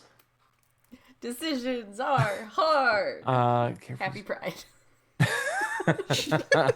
You hear that, decisions? We fight by erasure in this place. That's all I'm saying. That's all. Thank you. I do it by existing, but thank you. And again, I have wonderful friends. But if that's the case, I also think like For the record, I think cultural chameleon sounds like a really good yeah, other aspect. yeah, I Right? think Like, that because like you have this is your high concept, which is like the big way you describe your character, right? Like rich millionaire who dresses up like in a bat costume to be a vigilante at night. That's one high concept, right? But I feel Yeah. like, but then you're gonna have like four more other concepts: one trouble, three others, and cultural chameleon feels like a really good other concept, right? Because it's like cultural chameleon. That's a good one. But like carefree smuggler. who runs the most discreet operation?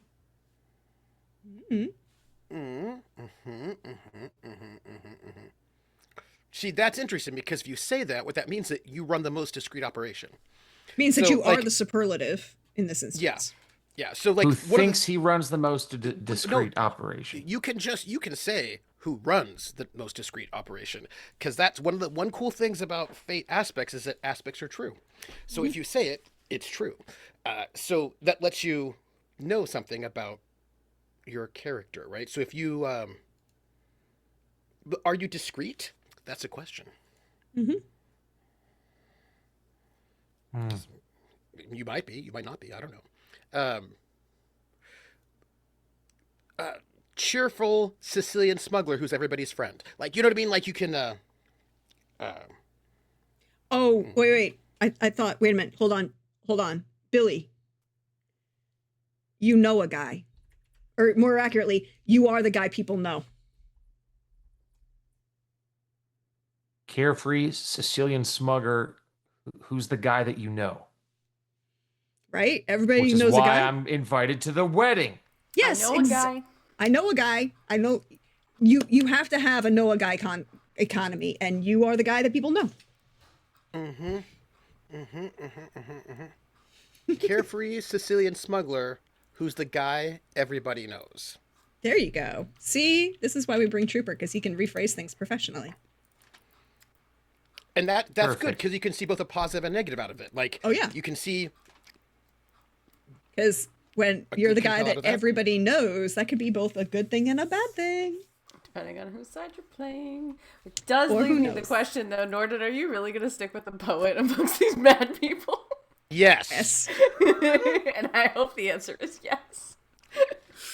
I hope so. Live your dreams. Do what you want. Poet. Scholar. We need somebody Yeah, like that or we'll all die. Well, I was thinking about maybe like a simian cyborg.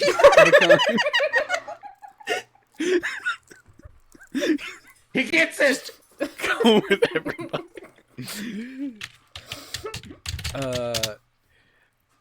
I think that there is a set order in Sicily that's going well. And I think I challenge people a bit too much to be considered part of that well-ordered system. So I have I'm building into my trouble aspect here because Trooper and I are not that different people. We're really not.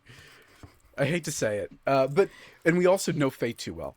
But I want to what I think I'm going to go with the scholar, but a scholar who tells truths to the wrong people at the wrong time. You know what I mean? Because all of these people are going to get into trouble, so I need to have some kind of trouble to go along with these people. You know?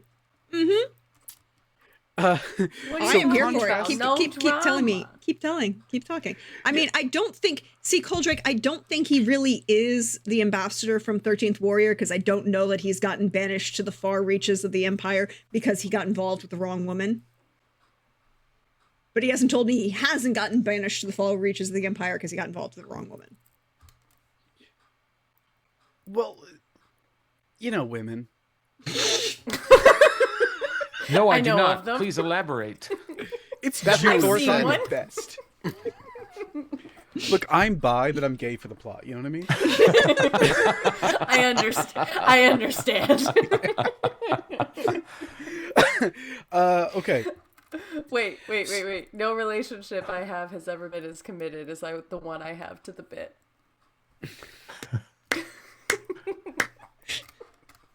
You know what? I'm able to officiate weddings. If you want to marry the bit, I can do that for you. I can officiate. Happy Pride. So goodness. I was gonna go with comforting scholar turned political outcast. From Palermo or from Cairo? I think I'm from Cairo. That makes sense. I'm one of those people that like helped open the university, and I taught there for exactly 2 years. Oh, yeah. And then we're strongly encouraged to engage in research in the provinces. Yeah, that's the thing. They're like, okay, we'll teach Sunni ideology, we'll teach Shia ideology, but we'll not teach whatever the fuck you're doing. It's No, okay, thank you can come to Sicily, we're doing it. That's the thing. I'm out in the middle of the boonies. You know what I mean? Mm-hmm. There's a reason someone like me is here. It's not because I'm particularly well liked. It's okay. But what I want, really, truly, what I want, is I want the Fatimids to live up to their aspirations. Which means that we need to acknowledge that there actually aren't huge differences between the so-called people of the book. And that, the idea of slavery should be unconstitutional, etc., etc. Oh no, what do you mean I can't stay here anymore? Okay, bye. Someone's getting in trouble. Someone's just being... Yeah, I believe it. I'm here for it. Present away. Oh, look! Doggo. Sorry. Oh no, she's been in and out and in and out, in and out. It's nice. Happy Pride. I'm sorry. This has become a bit. We need to stop it. No, never stop. Can't stop, won't stop. Nope. Don't stop, never stopping. All We'll be right. here till July. We are. And then it becomes wrath. Yes. So I'm thinking my trouble aspect could be something like unfinished business. Sure. Thank you. Right? I You know, think- like, or like it's like basically the thing is he's that person who's like, I'm retired, right? Oh, hold on. I'm still here. Wait. Yeah, that's what I said. I wasn't going to bother you if you were doing something important. No, wait. My camera just did its thing. Hold on. Boom. Wait. Nope. There we go. Yeah. Something like You're just too strong. It's fine. I'm too strong. I just want the trouble aspect, which is like, I thought I was out, but they put me back in, that one. Like holds grudges, unfinished business. Never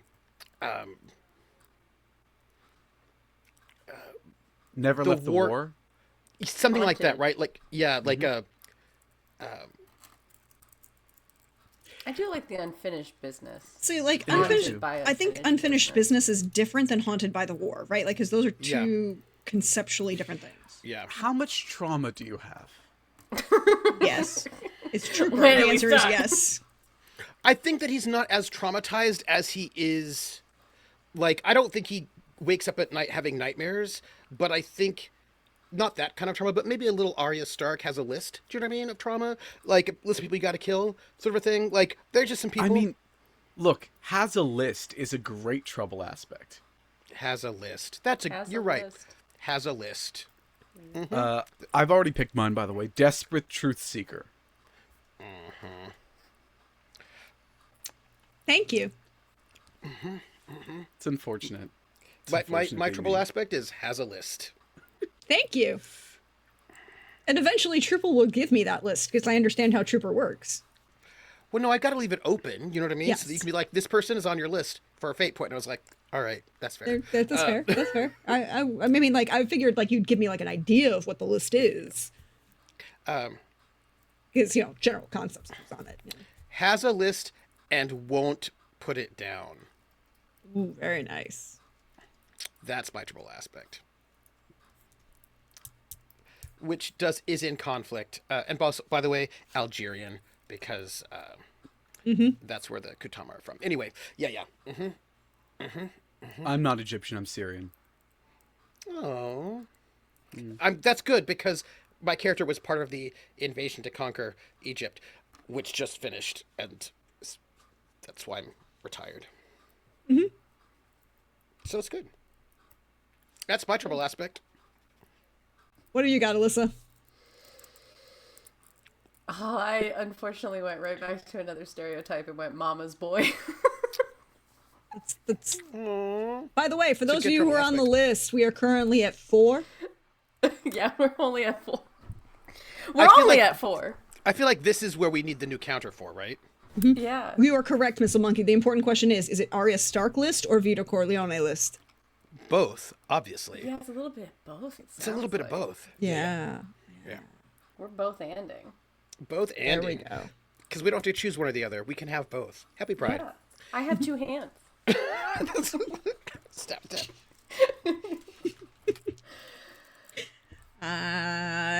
Yep. No wonder Billy left us. No, I know exactly why Billy left us. He'll come back eventually. So I think actually, because I know Billy had to step away for a second, I think this is actually a great place to pause and take the break for the evening. So you can stretch, bio, and I can get more beverage. Because if I'm going to be putting up with this fun of shenaniganery, I need more beverage. That's fair. I just ran out too, so good timing. Yep. So we're going to take a short break, everybody. I'm going to try and get things upright and functional. We'll see. Tech has been a fun conquering aspect.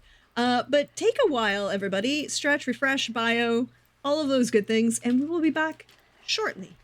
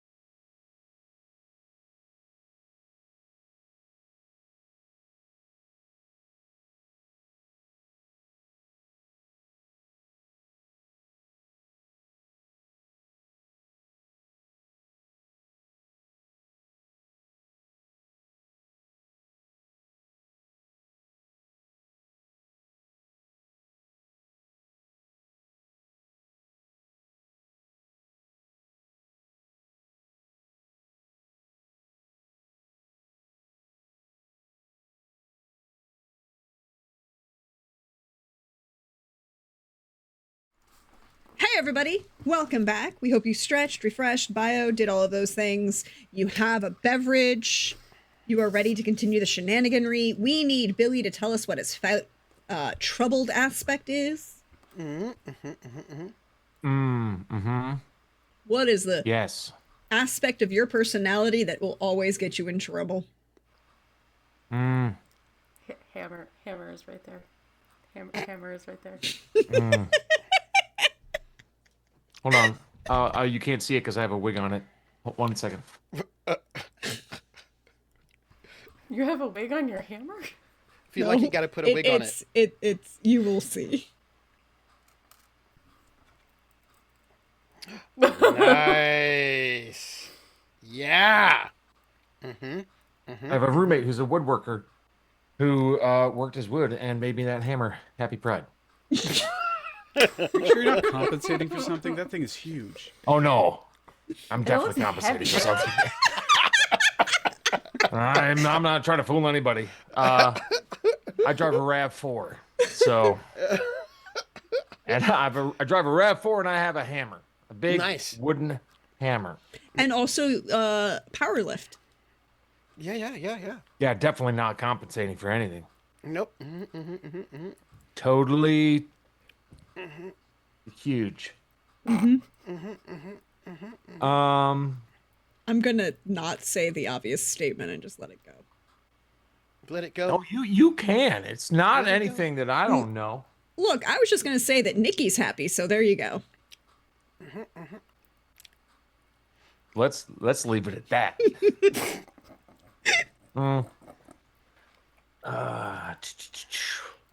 I had all this time to think about it, and then I had an idea, and then I walked out of the room. And you didn't take the idea with you? No. But then you came back in the room, so obviously the idea was still here, so it should be coming back to you in a minute. By the way, just for your thoughts, your trouble aspect could be something internal, like mine. I've got a list and I can't put it down. I can't let it go. But it could also be external, like hunted by the mob. You know what I mean? Like it could be... Can't say no. Oh. There's a good boy. Yep. That is a good Did trouble you just aspect. say good boy? No. Yeah, I did. Happy Pride. Happy Pride. Or trying to the guy that everybody knows, he's makes deals with everybody, and so people will reach out to him to do stuff, and he's never in a position to say no because he never wants the conflict. Yeah. We're back on the Patsy. We're back on Patsy. I do like can't say no. I think that's a good trouble aspect. Now, Billy, I think you, for your Instagram, must therefore then record can't say no. Can't stop, won't stop. I just think that Billy doing can't say no from Oklahoma, picture it, everyone. I am picturing it. Yeah. I was Judd Fry. Okay, but in that picture it. musical. But picture it. Could be a Duanny. That's all I'm saying. Yeah, just say it. Yeah. But this was, what is it? I was 14 and I was Judd Fry. That's an interesting age to play that character. Well, they're not going to bring it in an adult. That'd be weird. It was a high school musical. I understand. I'm just did you do the sanitized version or did we do the complete version with the suicide at the end? It was implied. So the movie version, not the stage show version. Yeah. With the Judd song or without the Judd song? With the Judd song. Well, I love the Judds. I love The Judds the are song. great. I didn't realize that the Judds were in Oklahoma, but that's cool. We're talking the Floor Creeks. Yeah. The Floor Creeks. Yep. Yeah. The one that is so tonally off base from the rest of the show. The rest that of you the show, forget. Yeah. But it works you for the gotta, character. you gotta understand It the does. guy a little bit. It's so good though. It is. It's my favorite part of the show. Yeah, sorry, Norden. We're also a whole bunch of musical theater geeks. It's fine. Why are you apologizing to me? No, Because you no. haven't The been around soundtrack us, to but- Hades Town is still running in my head right now. There's that. Okay. We haven't gone way down. I think just because Way down, in the event we would stall out or there's too much inter conflict, like the can't say no also pushes things forward. I am here for it. So we've got troubled aspects for everybody. What are everyone else's? Mama's boy. Desperate truth seeker. Has a list and can't let it go.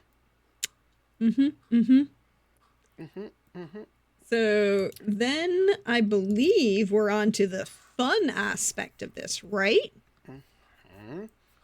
Right, Trooper? Am I correct? Are we now into? Yes, you are. Now we are into the how messy can we make everybody feel in their connections to everybody else? Yes. Because relationship maps are a thing, y'all. And in just a second, we're gonna do this in the order of the overlay. I'm literally just gonna make it so I can do that. But we need to start talking about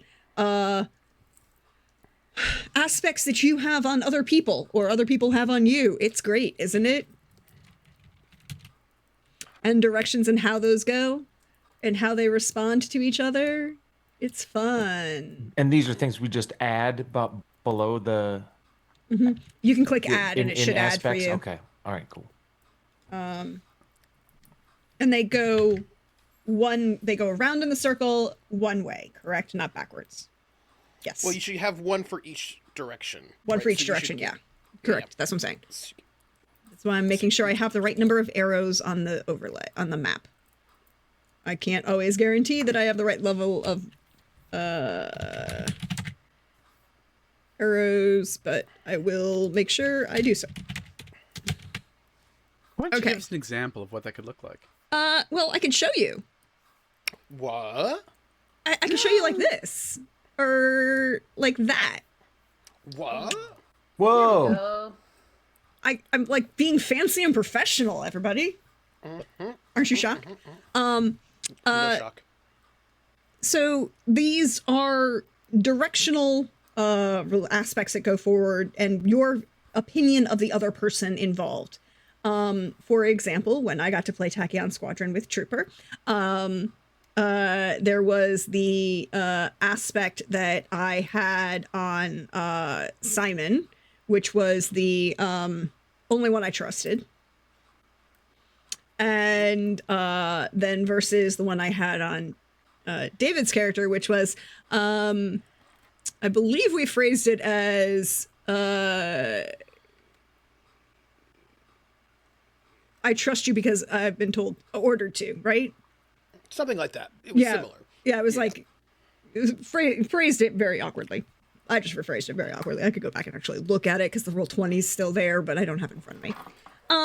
So we're going to go starting top left and going around in circle so that we can hold, please. I need to fix one little thing because Trooper and Norden are in the wrong places on this map. But that's okay, I can fix it. It's okay. People get confused all the time. No, it just has True, to do with we the look a lot fact alike. it has to do with the fact that the overlay didn't put in the right order, but that's okay. I can fix it. It's literally boop done. There you go. Now it's in the right order and matches the other order. So, Norden, Yeah? you get to go first. Oh no. I'm thinking because how would we have met, right? So there is in like a classic Fate trio, and how you do this would be up to our GM. One of the things is like, how did this person tell a story wherein I was involved, right? Where either I saved your life, or where like tell a story wherein I sort of wove into it, and out of that story we'll find out an aspect, right? Out of that sort of story about both of us, there'll be an aspect for you that emerges. So I have been here for a bit. When did Taormina fall? It was not that long ago, right? It was like what, 68? Yes. 968 is, well, The first fall is 967. They rebuild the city. Then a bunch of people decide not to take money from the government and not deliver. And then the fortifications are torn down. And that's in 968. And the rebuild is completed by 976, which is why there's a new governor, and you're all coming to a party, coming to a wedding. You know? 968. So, before we tell any stories, the Fatimid conquest of Egypt was 969. Yes. So I think, and I was fighting in there, so I think that is when I retired. So I think I probably came here, probably like in 970. So I think I've probably been here for like 6 years as part of that kind of like rebuilding process and retirement process. So I'm from Syria, and I'm Shia, so not only is he my religious leader, but also the Sunnis weren't treating me well, so I came here. Right? I came to Egypt. What hobbies did you have back in the day? So let's see. I am from Algeria, and I've been fighting my whole life. And I've been here for the last, 6 years? Mm-hmm. But how long have you been here? Because you've been teaching, right? How long have you been here? I'm really new. I think you know what? Maybe we met during maybe you were invited to Cairo way back when. We met there, struck up a friendship, and I'm staying at your place. Maybe I'm, a guest of yours. But you just showed up, yeah? Yeah.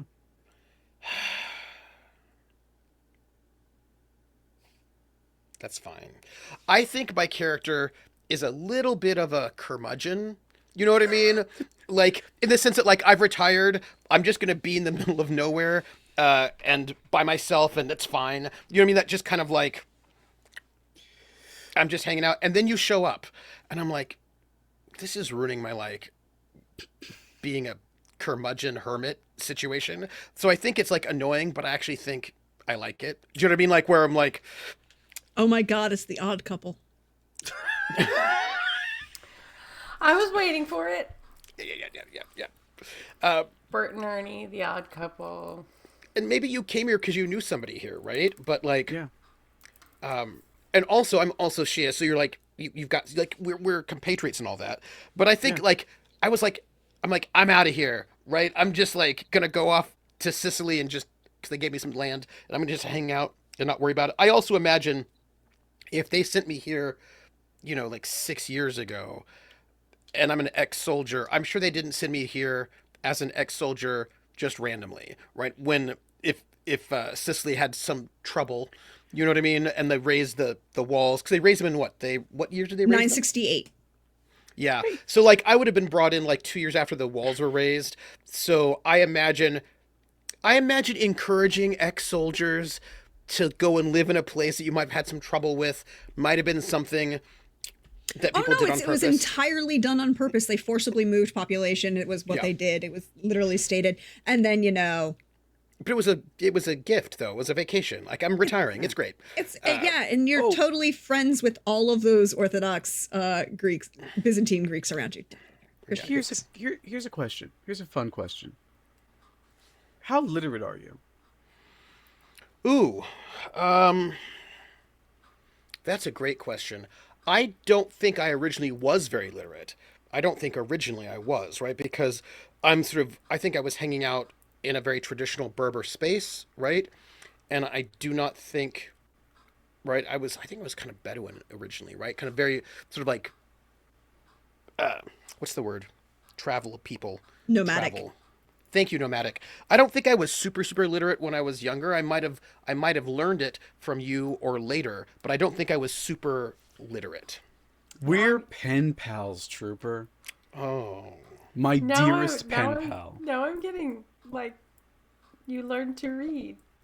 for I each did other. learn to read. I'm shipping it now. So yeah, you might have I think I My was goal very is to be rough shipped around with the everyone edges. here, by the way. Right. I think I was very rough around the edges, you know what I mean? And not particularly curious, I think. But we met in Cairo some time ago, actually, right? And so we probably Thank you, struck up Jim. a friendship. Jim just posted, and then they were roommates. That's Yeah. right. And yeah. Exactly. And now we're roommates because you need a place to stay. But I think I could imagine that so the question is, why would you hang out with me? Right? And why would I hang out with you? Not that there's, not that we need a reason to hang out, but No, we need a reason to hang out, but you have to remember that I don't have many friends. what? That's shocking. I also don't have many friends. What? No, that would also be shocking. Wait. I know how this line goes. It's Norden. It's he's obnoxious and disliked. I think so. Of course, the Kutama had a lot of prestige. Some people didn't like us, but that's fine. And I think there was I think as I rose through the ranks, this will depend something on your class background. But I think as I rose through the ranks and became important, I did not have the social training to get along with people of the class status that I was becoming. I was getting access to as a hero and a captain and that kind of stuff. And I imagine that you would probably give me good tips. Is what I Sure, would yeah. imagine. I mean, I was also a bit of an outsider back where I'm from, and coming here. Yeah. Wait. I've read this book. I just A met gentleman, Cairo. a guy raising through the ranks who's not a gentleman but needs to start acting and working with a gentleman, and a former. My Fair Lady? No. Well, there's that. But I'm thinking more Richard Sharp. Yeah. So I'm thinking that in Cairo, you helped me out with some of the social aspects of, because you're studied, you know things about lots of stuff. So I think you probably helped me out, and then we kept in contact. And now you have shown up here, and of course you're going to stay with me, but I don't know why you're here. Interesting. Well, yeah, I don't think I've been very public about why I'm here. So we have a relationship now. We've established a relationship. How do we phrase this as an aspect, and which person writes down the aspect? Well, this is for your aspect. So out of this story, what aspect do you think, what have we learned about your character from this story? They were roommates. I can't contain it anymore. We are roommates. We are roommates. Wow. They are roommates. I think what we've learned about me is I will teach anyone. So I'm going to put down world's educator. Because literally, if anyone asks me for knowledge that I possess, I will share it to them, which is probably another trouble aspect if we think about it too hard. So let's not think about it. It's fine. Okay. So now I'll go to Billy, how we know each other. Have you been away from Sicily? I would imagine that he has traveled chunks of the Mediterranean. Maybe having a boat that sailed the Strait of Messina in 12 parsecs. Oh, nice. I love that. So I'm thinking when I showed up here, I probably didn't have... I had land, but I don't think I had... Oh, it depends. It depends. It depends on how in the know are you about things.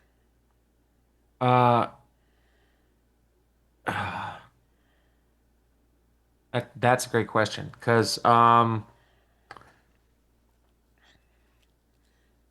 feel like he would be great at inferring things that are happening based on the business that he gets. Mm-hmm. Because So it I feel like if you show like I've got two thoughts, right? One thought is that when I arrived, you helped me get materials I needed so that I could get myself set up. Because sure, they had me retire here, but I don't think that means they gave me wood and the things that I needed necessarily. So I might need things, right? And you might be able to now help me get those things. your retirement Mm-hmm. that was promised Mm-hmm. in Cairo, would you have been, was this an opt into retirement or was this a forced retirement? Ooh, that's a good question. Um, so I think I was very decorated. I think I like rose pretty high, and I think that I had a lot of eyes on me. Do you know what I mean? Like, oh, you did heroic things, yay! But apparently, the Kutama, who had always been very, very privileged in terms of military service, started in their decline after the conquering of Egypt, which they were really involved in. So I think there was. So it says the Kutama continued to provide the bulk of the Fatimid armies until after the Fatimid conquest of Egypt. And so we were like really, really important. And then after that, it started waning, and some people um, were irritated. So I kind of think that I was one of the people who was symbolic of the Kutama influence within the Fatimid army. And if there's this turn that's happening, I think that what happens is because of these like there's this rivalry that develops between the Kutama and um, other groups like the Turks and the Dalemites, and so I think that I get pushed out is what I think happens. I don't think I don't think I necessarily know it. Not that I like. I think that I accept that I'm retired. I get it, right? But I think there's this larger politics that have me pushed out. And I don't think my character is completely. I don't think my character is aware of a lot of bigger politics, right? So I think he gets pushed out because there's a lot of politics going on about wanting to reduce influence. But I don't think that he is necessarily super aware of the backstage politics because I don't think he was super aware.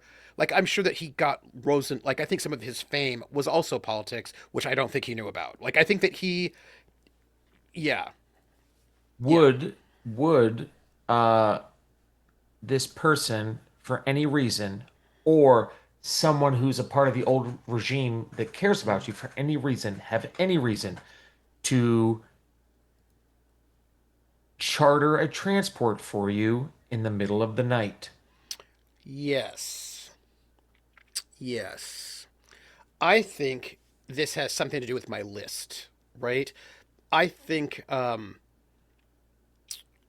I think that I was going to be retired to Sicily on let's say day 3. That was when I was set to leave, day 3. But I think I did not leave on day 3. I think I left in the middle of the night on day 1 because some people were like, "Oh no, no, no, no. You need to go now because you're not supposed to actually make it to Sicily." And I'm like, "No, I'm fine. That's I don't know what you're talking about. Why of course I'm going to." And I think that probably there was going to be a plot, right, to kill me perhaps that I refused to believe was actually happening. Um and so, I think that you were hired to take me out rather than the official boat, where I probably was not supposed to make it there. Do you know what I'm saying? Can I throw And a little monkey yeah, wrench in this? Yes. I just because it's me and you love me. Um hey, Billy, what do you think of the idea that you helped him leave in the middle of the night because you were hired to do so, but you also gave him the list. Incomplete though it is. But some of the lists are people that I want to kill from being in the war with them. Yes, but also this portion of the list is probably the people who were involved in this political level that you don't know about. Yeah. Yeah. So it's an incomplete portion of the list, shall we say. So I have a portion of your kill list. Will you let me know, hey, some of these people are not your friends? I was like, what are you talking about? And you're like, these people are not your friends. And I was like, I'm sure they're fine. And you're like, they are not fine. And then I think probably I would have heard about an like attack on the boat that I was supposed to be on. And I was an like, attack by pirates. Sorry, it just has to be said. Sicilian pirates. I see. Wait, so I give you people to add to your list, or you give me parts of your current list? I think that I that I had a small list of people who were like from the Byzantine Empire, the Holy Roman Empire that I fought with. And it was a very small list. And then I think somebody, maybe Norden's character, was like, hey, my friend's going to get murdered. And I'm like, no, I'm not. And then, and then I get taken on this boat by you instead of the boat I'm supposed to be on. And you're like, by the way, these people are out to get you. And I'm like, because you're in the know about like sketchy things. Trooper, is this how you survive Order 66? Yes, that is correct. Oh my God. So I basically think that Billy, you knew some of the people from my team who were out to get me, like some of these because I don't think I would have known. Yeah, I don't think that Billy maybe knew the list. He was handed the list to give to you, right? Like I think that makes sense, right? So someone else made the list. Whoever hired Billy to get you there safely also said, these are the people I know are a threat to you, but they have an incomplete. The list is not complete because they don't know everything either. Mm-hmm. Also, why are people trying to get me? I didn't do anything. I'm retired. For heaven's sakes. Like, I did. Yeah. Grumble. I think, actually, the fact that you're very carefree and affable is probably why I actually agreed to get on the boat with you rather than the boat that I was supposed to get on, because you're very charming and persuasive. And I was like, fine, but I didn't like it. And also, I don't think this is a big deal. I don't think there's anything here. And then I think there's something was there, right, on the boat that I was supposed to go on. It was attacked by pirates. And I was like, oh. And everybody was captured and sold into slavery. And I was like, oh.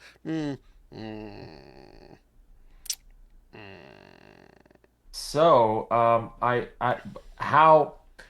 who charters me to do this? Do I do it out of the kindness of my heart? I don't know. Like, so how do we initially cross paths? Like, what is the event that's like, what happens that's like, oh, I gotta go now? Hey, Does somebody tell you? Would you like a favor? Just a favor. Take this guy, transport him to Sicily for a favor. You can't say no. I can't say no. So I don't know who hired you, right? Because you didn't tell me. I don't know who did it. And I am skeptical, but then I stopped being so skeptical. Because you maybe not even know who actually hired you. Ooh. Very discreet bag of gold. Yeah. Big bag of gold. And a list now of...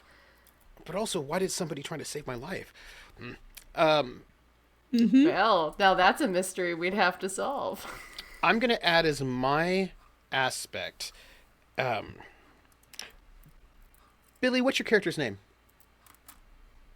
Do any of us have names yet? No. Yes. Oh, well, Trooper does because he's Trooper.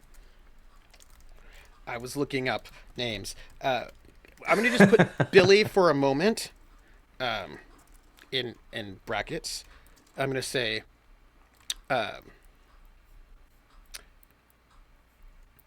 saved my life. Let's go Salvatore Benelli. Salvatore. There you go. Okay, so we officially know he's Christian. Salvatore Born Benelli. Christian, not Well, you were at least baptized. Your mother says you're Christian. if she's still alive. That's a question. Only Salvatore knows. Or me. Only Salvatore knows, or Only Salvatore knows. Or God. I will say Salvatore saved my life. And I will. I want to say and I will repay the favor, right? And I'm committed to, like, basically I want, like, you did me a solid, right?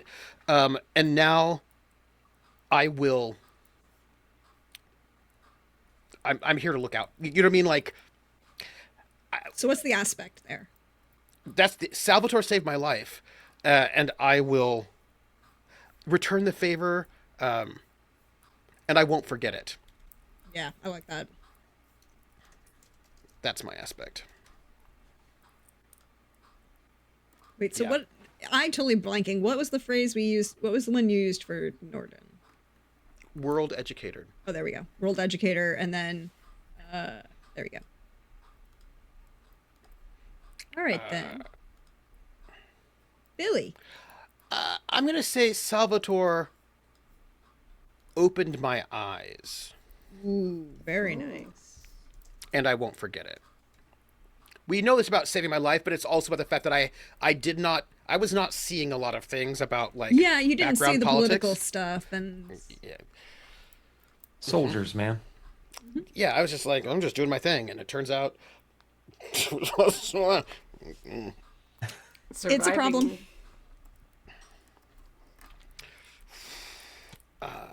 Billy, and how do you know Alyssa's con man and Mama's boy?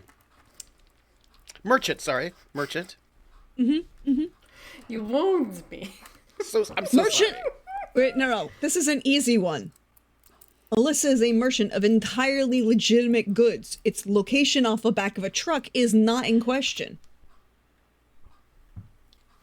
Shop's a shop. Shop front's a shop front. I feel like Oh,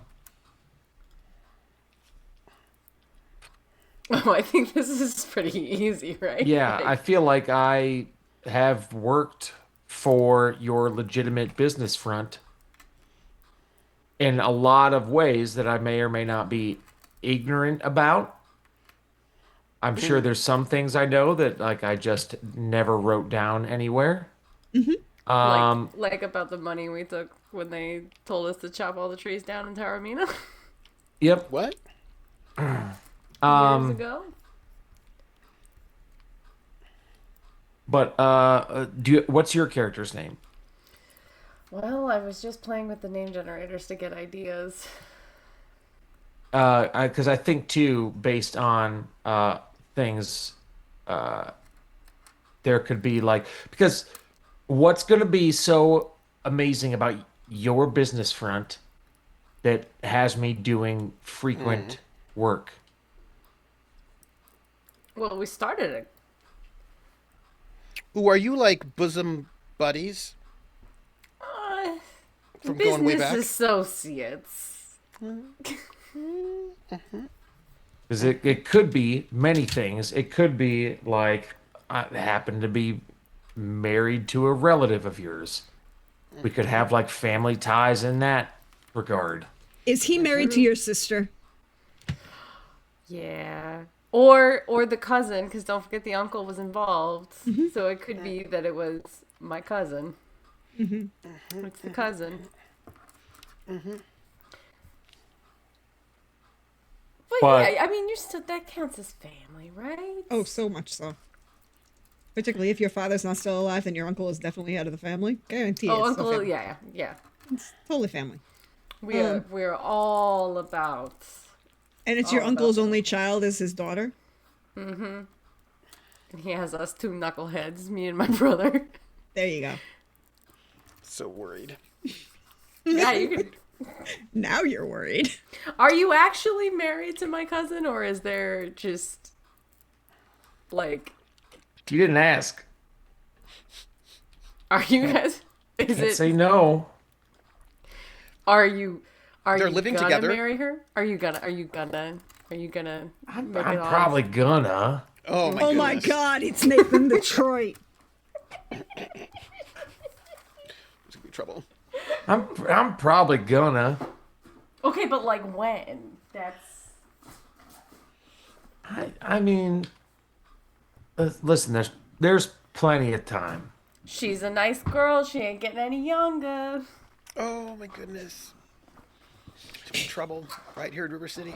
She's probably actually like not remotely nice at all. Oh no, she's the only daughter. Oh my God, I know her. She is the only daughter, and she is legitimately running this entire business, right? Like Oh yeah.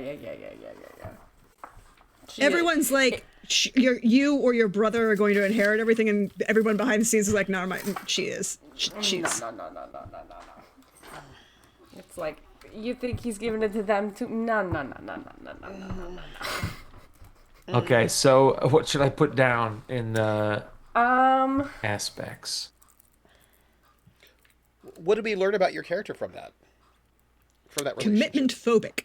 Commitment. Can't say That no, is a but trouble commitment aspect. phobic. That's not a good regular aspect. I didn't say it was. You just asked what we learned. What we learned was the statement of truth.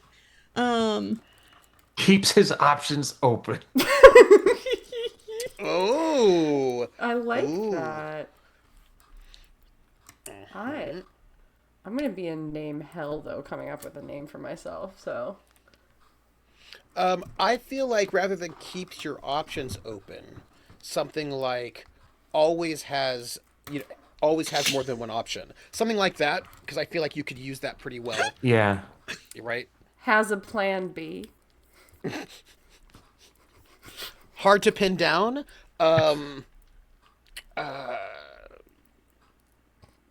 Dirty rotten player. A tough smuggler to peg. Happy Pride.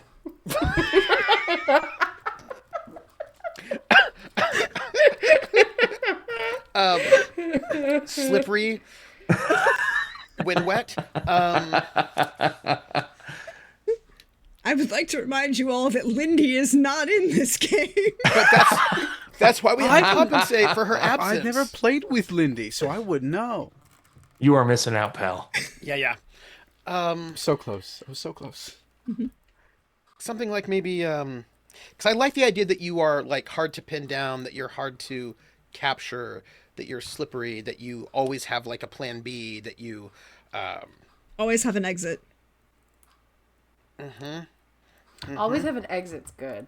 yeah. Because that's also both a smuggler thing, right? And Yeah, a that's- personality thing. Yeah. And it also plays off as a kind of counterpoint to the fact that you can't say no. You can't Yeah. say no, Yeah. but you always have an exit. Yeah. I think that's good. And okay. I was gonna suggest Slippery's an eel, but this is better. Look, eels are not slippery when you cook them correctly. But when you try to grab them, I'm You know, assuming you- Billy's character isn't dead yet. We've got time for that. Simeon Cyborg. cyborg. Is that why you won't marry my cousin? No, cyborgs aren't necessarily dead. Okay, so Alyssa, what's your character's name? I'm... Great question. Look, remember, it's 976. You have to remember that all those saints that come between, 1000 and the Renaissance, you can't use. Now I gotta think of the Catholic saints up to that point. What? Yeah. So yeah. Does Salvatore fall in that? No, Salvatore's fine because it's salvation. No, you're Okay. safe. Yeah. Catherine is fine in any variety, even though you can't use Catherine of Siena, you can use Anne, a variety of. Elizabeth is always good. Isabella. Those are girl saints, though. Stephen, all of the apostles, Ambrosius, Aloysius, I'm a stunt Sebastian. Ibrahim, by the way. there we go. Please Yeah. please remember to write that in the Zoom chat, in the Zoom, so I remember how this. Oh Wenceslas. No, that's a British saint. You could also just go biblical. That's also works. I know. There's always just sticking with good old Michael. It's right there. It's always free. It's always free. Everyone loves a Michael. And pride. again, if we are sticking with the Sicilian stereotypes, Look, your options are Michael, Anthony, and it's Anthony, not Antonio. yeah. And give me chastity and give me constancy, but do not give it yet. Augustine. There we go. Yeah, that's also true. Sorry, I was going through the saints in my head. I think Michael is a BOGO product. it's a Pokemon. Yeah, I think we're getting Michael for me. All right. But I think it is Uncle Augustine though, for definites. 'Cause Yeah, I have a lot of money. Sorry. that makes sense. Yeah. Who don't? Oh, I got, because it just says here, right, that the cost, right, for this medieval Islamic army, that a 10th century, which is us, infantrymen in Iraq could expect a yearly pay of between 500 and 1,000 dirham, approximately 2 to 3 times as much as an artisan. Cavalrymen were paid twice the amount as infantrymen, and commanders multiple times that. So I was doing well, actually. I Yeah, I've you got had a nice money. place. Yeah. I got money. Nice. And then you were given land, right? Like you have money Yeah, and land. So I'm fancy. Must be nice. I'm glad I have a friend here who can help me navigate fanciness. Yeah. I like can how help we you with still some haven't of your figured out money. what exactly I teach. Because I doubt it's just Fanciness? how to handle a cotillion. But if you can help me with that, that would be really great. Yeah, I think I do etiquette on the side, bud. I don't think I'm just a whole scholar devoted to etiquette. But that's what I really need. I thought you were in the with the so even though they've cashed you out, you kind of ended up with poetry school. Could be anything. Could be anything. Because I could be a mathematician. I could be an astronomer. I could be a doctor. I could be anything. And I'm leaving it open until such time as we're finished character creation, or someone else says, "Hey, I learned astronomy from you," or whatever the fuck. I also learned etiquette from you. Well, there you go. I I cannot just don't believe think- you are leaving it open for us to decide. So you're correct that there are scholars of etiquette, but those are usually very definitely tied to houses of nobility. Yeah. And you would not be well, if he was, then you would be here to teach the new emir and his. Yeah. But you would probably not, because the emir is being appointed out of the court in Palermo, which at this point is Al Medina. Jim is asking if it's theoretical or applied fanciness. It's definitely applied because I don't really have theoretical experience here. I'm not local. See, I'm I not thought actually it from was Cairo. theoretical because you don't have any applied experience here. It's bad etiquette. I mean, yeah. my student of etiquette has fled to Sicily, and me, the teacher of etiquette, has fled to Sicily. So I feel like I'm probably not great at it.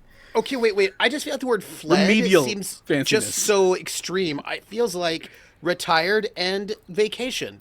I feel like that seems way less intense than the word fled. Fled just feels like a lot. Yep. It feels like a lot. Okay, fine. You did not flee. You made a calculated exit. And you, I'm sure, are also here for no bad reasons. Look, if you're multilingual, you can be part of the translation commitment. No, like Coldrake points out, Sicily at this point, one of the big is the strongest bastion of Islamic writers translating Greek historians and Greek philosophy into Arabic. Because you have a bilingual existence.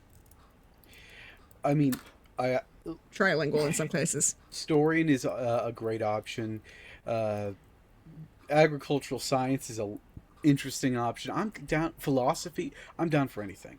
I won't decide now. That's fair. Unless someone else declares it, then right. I'll just go with what they say. So we What is the know. relationship between you two? Yeah. That's Well, what I wait. wanna know. But wait. What's the? Okay. So we got the one between Billy and Alyssa, and now we need Alyssa and Norden. I know that wasn't That time for me to have to effective. fix my stupid charger that I kicked on accident. That's fair. We've all been there.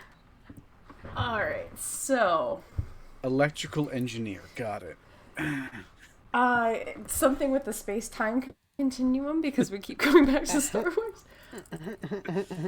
I think that's Star Trek. Isn't space time Star Trek? It could be Star both. Wars is not Doctor about Who. that. It's not sciencey. It actually is. It's one of the things. Never mind. Keep going.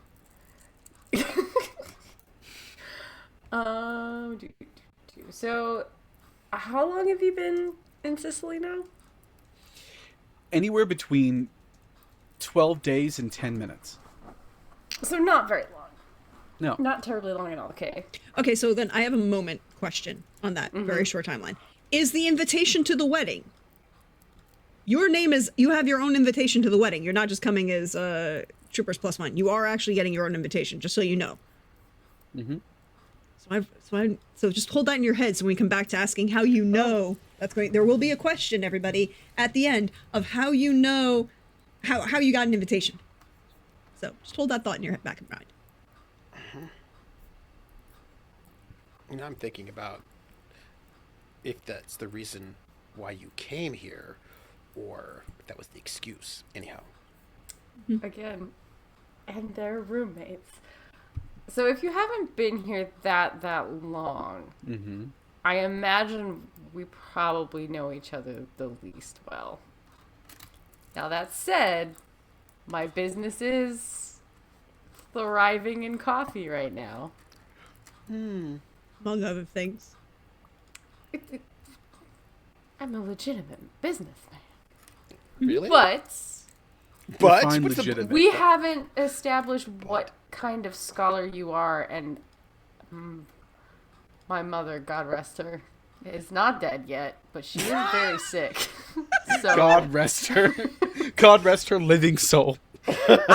she's either one of two things. She's either one of those older women that like never lets you do anything, like is, you know, on a her huge dying hypochondriac? breath, still trying to like pamper and take care of me that I can't take care of myself, or she is a like terror on 2 feet. Just She's every a other nonna. word. By definition, she's a terror on 2 feet. It's just how Every kind other- of terror she is. it's every other word. I wish the good Lord would take me or not. That's the question. Is she complaining the whole time, or is she no, everything's fine? I don't know yet, but she is sick. So, are you Oh, do you have medical Perhaps. expertise? perhaps a doctor? Absolutely. I would also like to point out there is a very interesting portion that comes in historical, in which I will then send Norden a whole bunch of information upon. That at the same, which actually no, this ties really well to your move from Syria to Cairo. At the same time, one of the viziers, right after the establishment of the Fatimids in Cairo, fundamentally changes the hospital system across the empire, and changes it so the way in which doctors are accredited and licensed is standardized across the empire. That you have to perform a certain number, if you're tied to certain hospitals, you have to do a certain number of hours of basically pro bono work for the population to encourage a healthier population so they don't have to, public health work stuff. It's in, actually, I'm pretty sure it's all in the book, one of the books I already gave you, but it's a very interesting stuff. Yeah, I did a lot of reading for this. What's the time period? Remind me, what's the time period we're in on specifically that initiative? Has it happened Within yet, or is it about to happen? No, so it would have been within the last 5 years it started. That initiative is tied to, hold please, I have it in the book. I have it in the PDF. I have many notes and the players did not. I did not give all of my sources to the players because some of them were a lot. Give more sources to your players. Give all the sources to your players. All the sources. I gave you a lot of the sources, and then there were ones that you like. Give us all. How are we supposed to peer review this show if we can't look at all the sources? All of them. All of them. Look, I sent you the whole book. It's in that book. If you know what I'm doing in my day-to-day life, you'll understand why I've had trouble reading anything else right now. No, I understand exactly. No, I'm just trying to find that article. I'll go find it. But it's within, like, so the establishment of Cairo as the capital, it's within 2 years of the establishment of Cairo becoming the capital, is when that directive gets sent out to the rest of the empire, not just within the city of Cairo. So it starts in Cairo first and then goes outward. Yep. By artisans. Bimaristans. Bimaristans. Thank you. Bimari is a in Urdu, which draws somewhat from Arabic. If you call someone a bimari, it's a huge insult. You know. Basically, calling them a bit of a little crybaby. Oh. Bimari pump. You know, they just they won't leave you alone until such point they make you sick. Mm-hmm. You know. Okay. Anyway, so the point is, I think I was part of this initiative. You know, That makes sense. I came in and advocated for it, and even though it's being applied, and technically, there should be no problems having me around. A lot of people are like, well, he forced this upon us. How the fuck do we get rid of him? Also, again, you're obnoxious and disliked. I keep hearing this. Yeah. I think it's fine, obnoxious is actually. hard. That said, needs to apply to you. This is your aspect. Listen, I'll add one based upon you, which is going to be this. That's true. But So what do we learn about you from this relationship?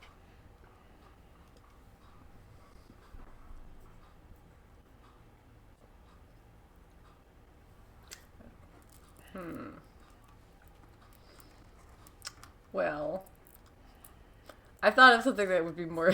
Well, that's probably more of a trouble. I was gonna say. Okay, No, so come on. here's what I will do. Okay? Well, because my initial thought was, like push, like that it's very much is like pushy about getting the best care possible for mom. So it is it's not a. I'm not saying that it's No, but stop and think about this through, right? Like, you are a total mama's boy, but more importantly than that, you are such a mama's boy that you are willing to reach out to the quote-unquote enemy for treatment for your mother, regardless of who they are. Yeah, there is very much a like, We'll do anything for your mother. and it could be broadly, we'll do anything for family, That works. because that is a little more on the broad side. Yeah, I this think is so. this I is like it. definitely like we are crossing cultural boundaries. We are not that we care that much as a family too much, but there is still a little of that. It's always there. It's but also- there is definitely Yeah. like, if this is really like, this is the way things are going, these are the initiatives, it's like, all right, then we'll do anything for. And if you take it a step further, right, would we say that perhaps the public reason that Norden is in Sicily is he's been strongly encouraged to be the face of this new initiative in the reestablishment of the city of Taormina? Right? It's your public initiative. You should be in charge of it. I don't want to be here. But I don't want it's to your lead an public initiative. I want to read, man. Yeah, sucks to be you. Get out. I will also say that this does mean that by doing this, I also feel like I am using it to eventually extract a favor then out of Norden, because, hey, I'm going along with your public initiative and I'm, putting myself out on the line by crossing this cultural boundary. And I'm helping to save your mother. I'm just saying, I'm making you look good by doing this and giving you that in with. Okay, so I feel like what I'm hearing is that the aspect we've just learned about some people's character is that it's like tit for tat, or nothing without a, like, always got an, like, you just don't do things because you're nice. You know what I'm saying? Like, I'm There's hearing an like angle. Everybody's got an angle. that. Oh, I feel like, there's always an angle is a great fucking Yeah. aspect. Actually, you know what? Yeah, We'll that is do a really anything good for aspect. family is good, but I think there's always an angle. I think that is. I feel like that is your aspect. Now we've nailed it. We've nailed it. Bless you. Sorry, I forgot. I was trying to okay. mute it and it didn't go off. My apologies. Now we have to go the other direction. Yes. Mm-hmm. So now Norden needs to go backwards. So yeah, what do we know about you or your relationship to Lys's character? What we learned? Well, we've learned that I study medicine and I teach medicine naturally. So And more importantly, public health. Yeah. and public health. I'm thinking, You're a Michael saint. Schifo. Yeah. like, I'm almost thinking experimental medico. You know, the idea that, yeah, I'm willing to try anything. You know, just to give my character a little bit of an edge. Yeah. Really? Ready to try anything? Okay, I'm not gonna ask gods or something. That's not. I'm not an imam, and I am definitely not a mullah. But like, yeah, I'll try anything. Leeches are Vivisection? fun. Anything? Why is everyone suggesting vivisection to me these days? I don't know. You should maybe ask yourself that question. Why everyone is suggesting vivisection to you? What about you makes it seem like people you'll want to? try anything? Do you have a copy of a certain Greek doctor's works? Probably, yeah.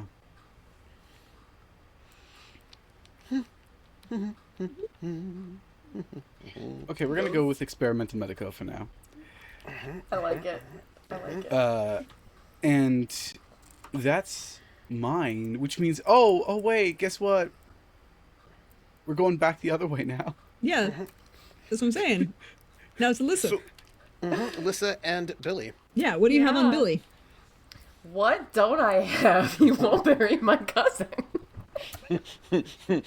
He won't make an honest moment out of her.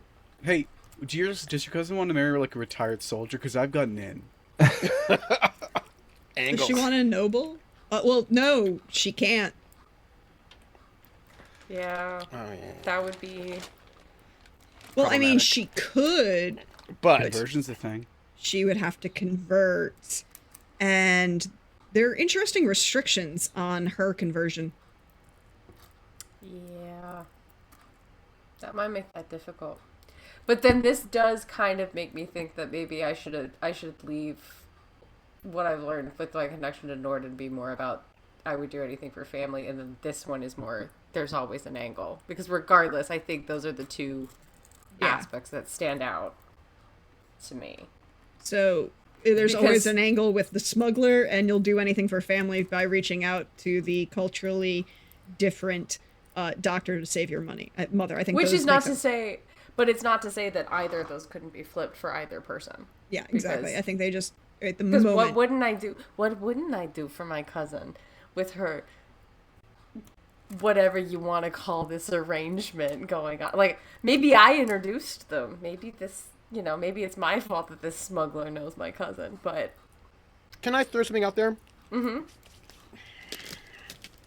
I think with Mama's Boy as your trouble aspect, you don't need anything for family as your other aspect. 'Cause it feels like it's too much overlap.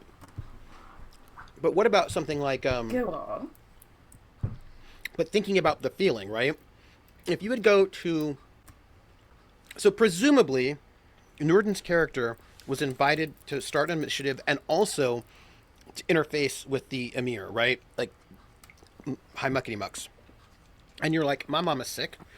I'm going to see if I can get access to this very fancy out of town doctor who probably is not somebody that you should be able to get access to so easily, right? But you did get access. So I'm feeling like something about your ability to open doors, like the fact that you got access to him, says something about your character's ability.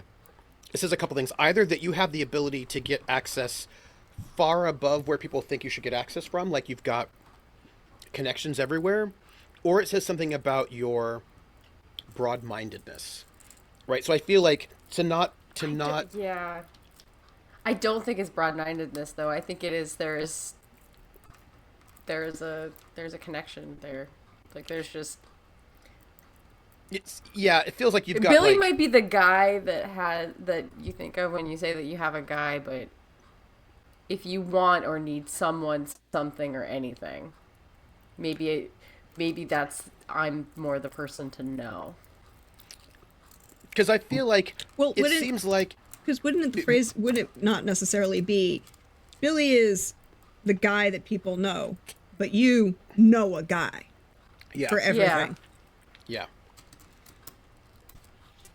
yeah, or you can get in anywhere because I think there's like if this Yeah. guy, if Norton's character is an important doctor, right, like an important fancy doctor who's here probably mostly for the Muslim people who are also fancy and important.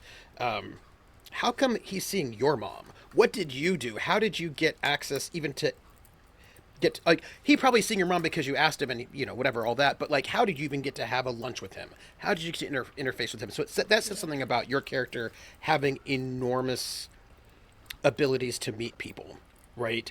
What about something because what I'm Well- getting from this is that you're a person, and every situation that you're in, it's like you're punching up. Well connected.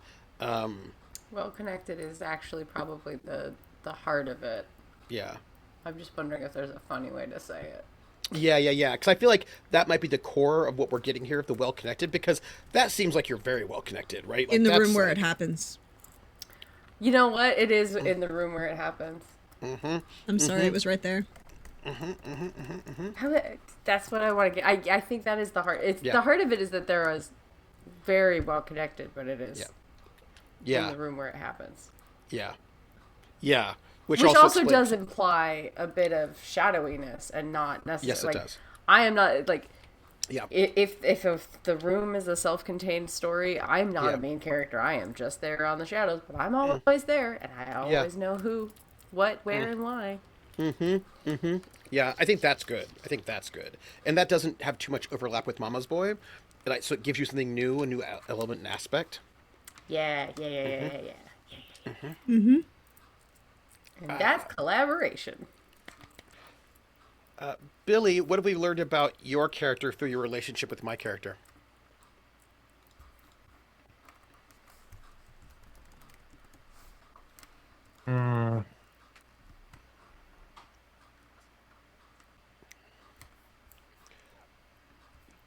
I just think I'm going to note that if you were hired by somebody, like you seem to have, you seem to be bigger. Like you've got some international ties. Like I'm just noting that you have got some Friends in low places. and high places. Like there's something about your character that seems Well, we definitely yeah. discussed previously that you are cross-cultural. And I think there are certain elements where he's a specialist for a thing. So perhaps extractions are something that he does. What are your current aspects?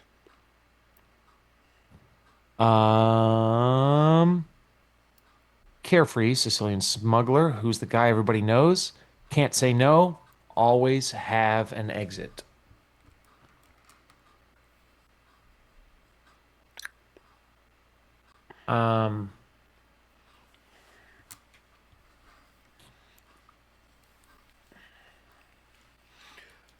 Because that thing about the extraction is really good, but it feels like it overlaps a little bit too much with one before. But there's something really interesting about the extraction that I think is good.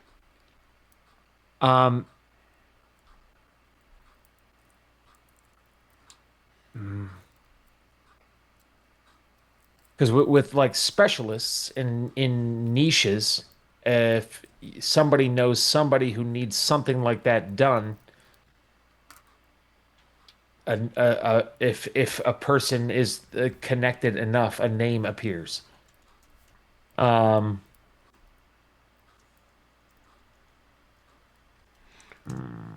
But also somebody trusted you enough for this job. A friend to every lowlife. No, but this The feels question not is, about like, low life. how- This is big.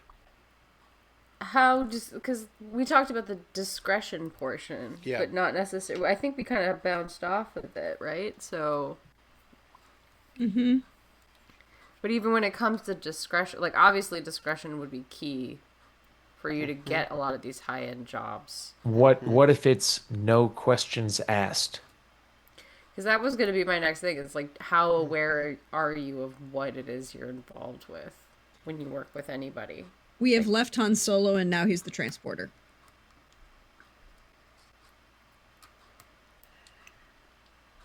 Because that, I mean, no questions asked leans into the discretion.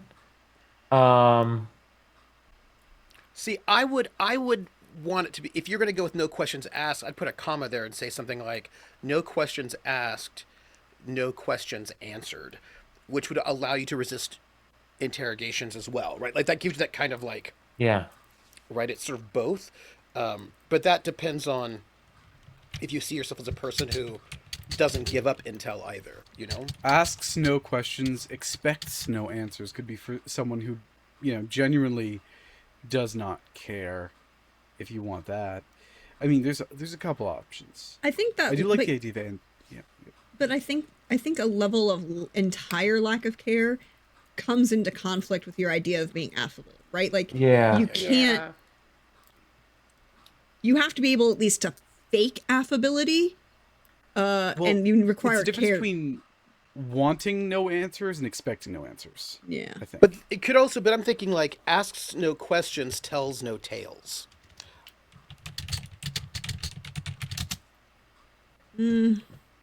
But I don't know if that's like the key of what we got out of that space though.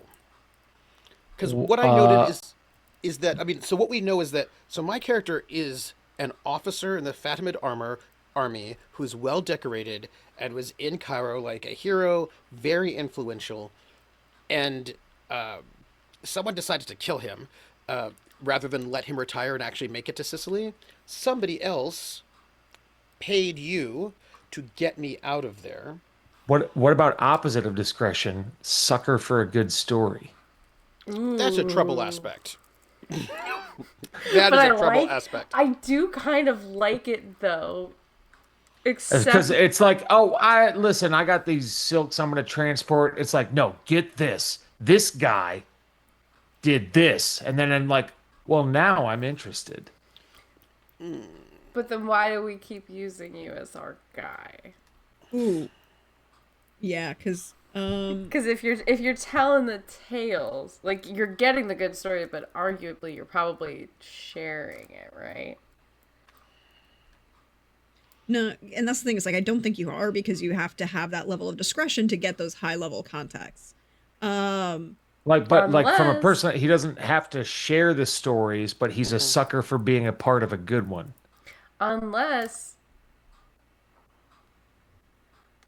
transporting troopers character was his last big job, and now he only does little things because he squealed unintentionally. Oh no, both maybe of you are retired? Oh, you're so fucked. But I'm thinking about like for me the fact that you would be hired to take a high ranking and important officer out under cover of night before an assassination could happen, and that somebody gave you a list of enemies, right, says to me that you have access.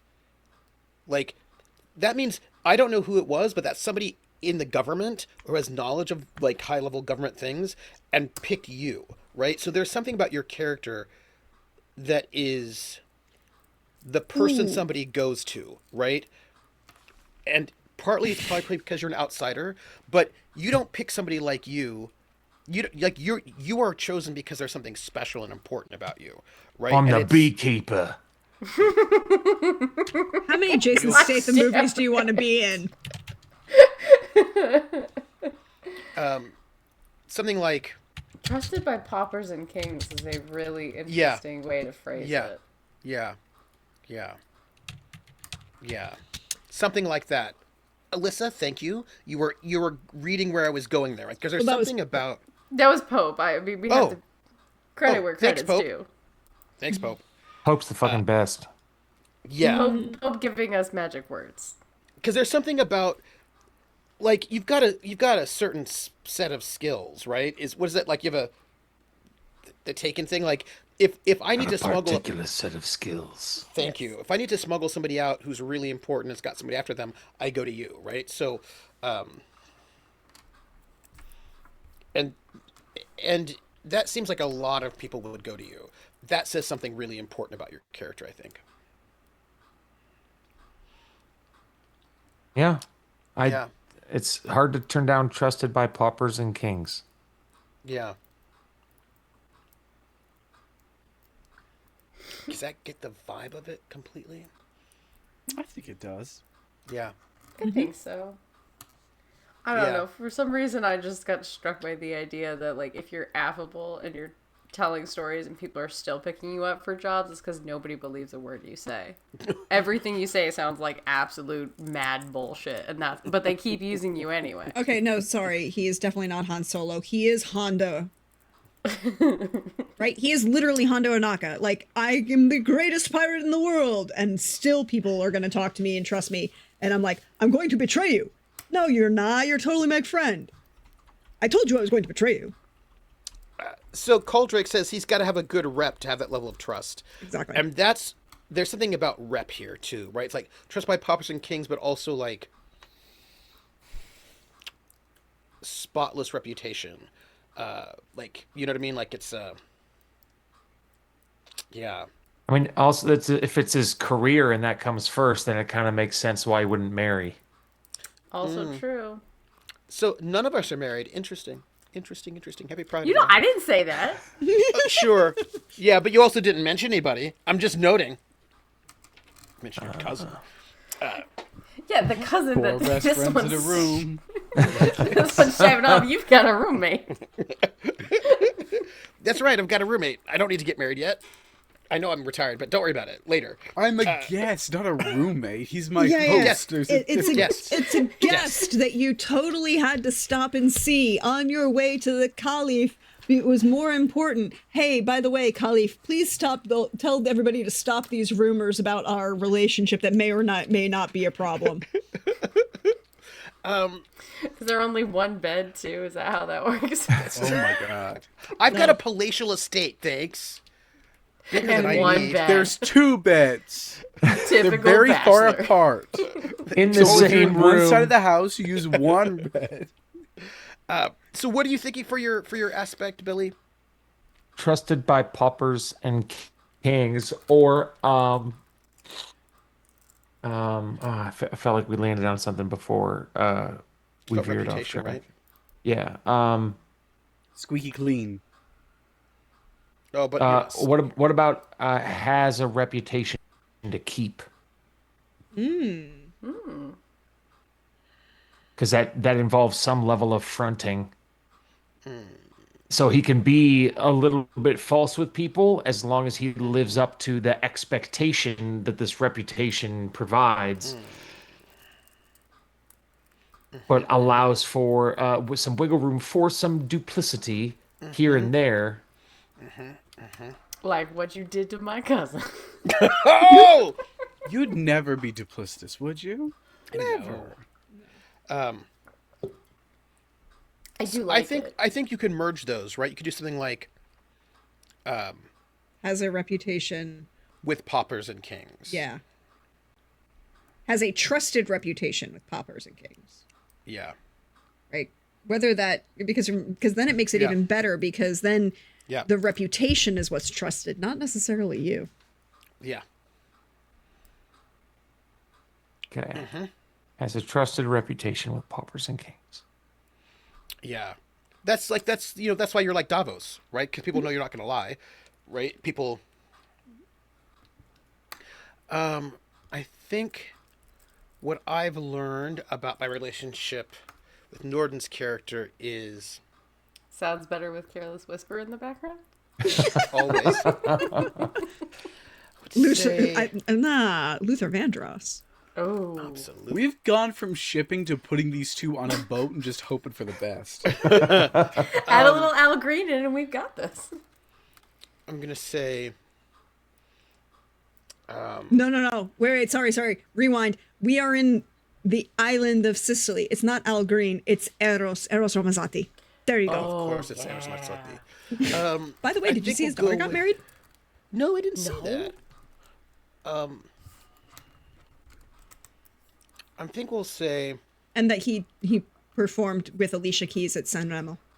I just the fact that he's old enough that has a daughter that's married still blows my mind, because in my mind he's always going to be young. 2006 Eros Ramazzotti? oh, for Always me it's late 90s. 90. Mid 90s Eros Ramazzotti for me. Either way. But I meant the 2006 duets album is what comes out. That's honestly probably what I will The play as soon as we get off this call. 1900s? The 90s and the 1900s? Yes. So yes. old. Deal with it. Yeah. How about what I've learned is something about my character's curiosity, right? Like if I spend time with this doctor and I learn things, right? I learn how to do politics better. I learn how to Well, you probably learned was bedside manner, to be honest. maybe I got injured and you helped me at one point in time. Right, Oh, you know what I mean? no, Like, no. The ship was just going wild. You didn't even Look, not want to see the guy. Oh, you're no. a medical doctor and I'm a Look, soldier. I would like to point out, why else are the two of you who are very obviously eligible bachelors within your own culture not Right. married? I was a landed, soldier for a very titled, long time. Moneyed, Soldier, yeah, busy, officer. sold, right? Yeah, And And, sir- and you've been Campaign? repaired. He's repaired you. yes, Academic, war, the war, a busy. grand initiative. Like, it just writes God damn it, Pope. Stop writing the fan fiction. Stop writing the fan. Damn it. You have the energy of saying that. Someone like, no, stop. Okay, I think what we've learned about my character, so like I'm getting a sense of like being a loyal person, right? Being loyal, like values loyalty.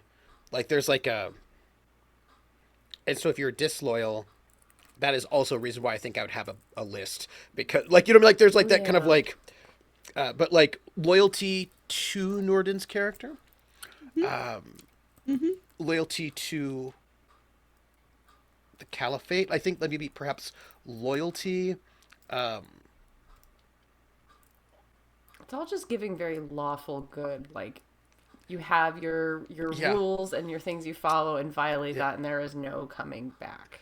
Yeah, then I have to murder you. So- Yeah.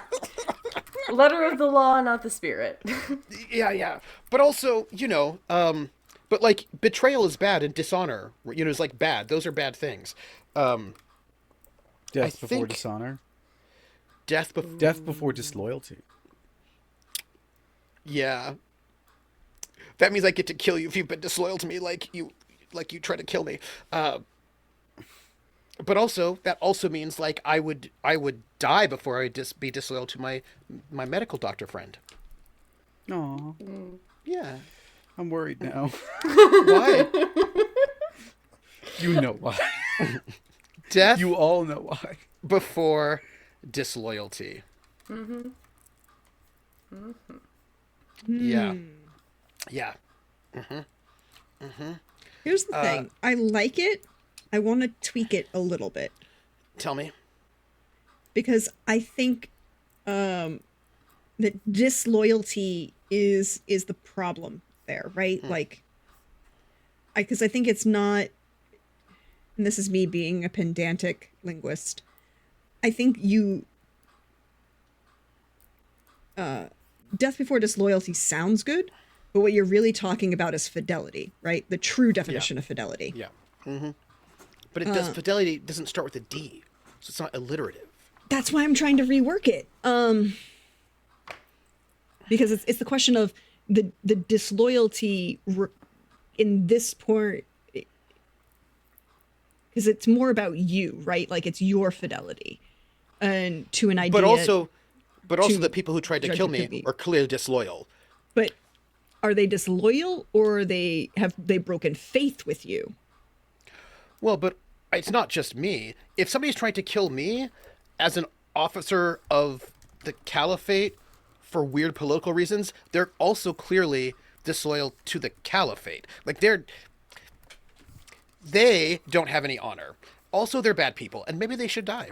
You know what I'm saying? Do you know what I'm saying to you? I feel like you skipped a step somewhere in there. What do you mean? Yeah, the fact that you could be the threat to the Caliph. No, because I'm totally loyal. Oh God, we're doomed. I would never do anything disloyal or dishonorable, so I could not be the threat. And I haven't been the threat. I was fighting in the wars to take Egypt. I'm just getting the Mona Lisa Saperstein. I've literally never done anything wrong in my life, and we're all Henry Winkler going, we know.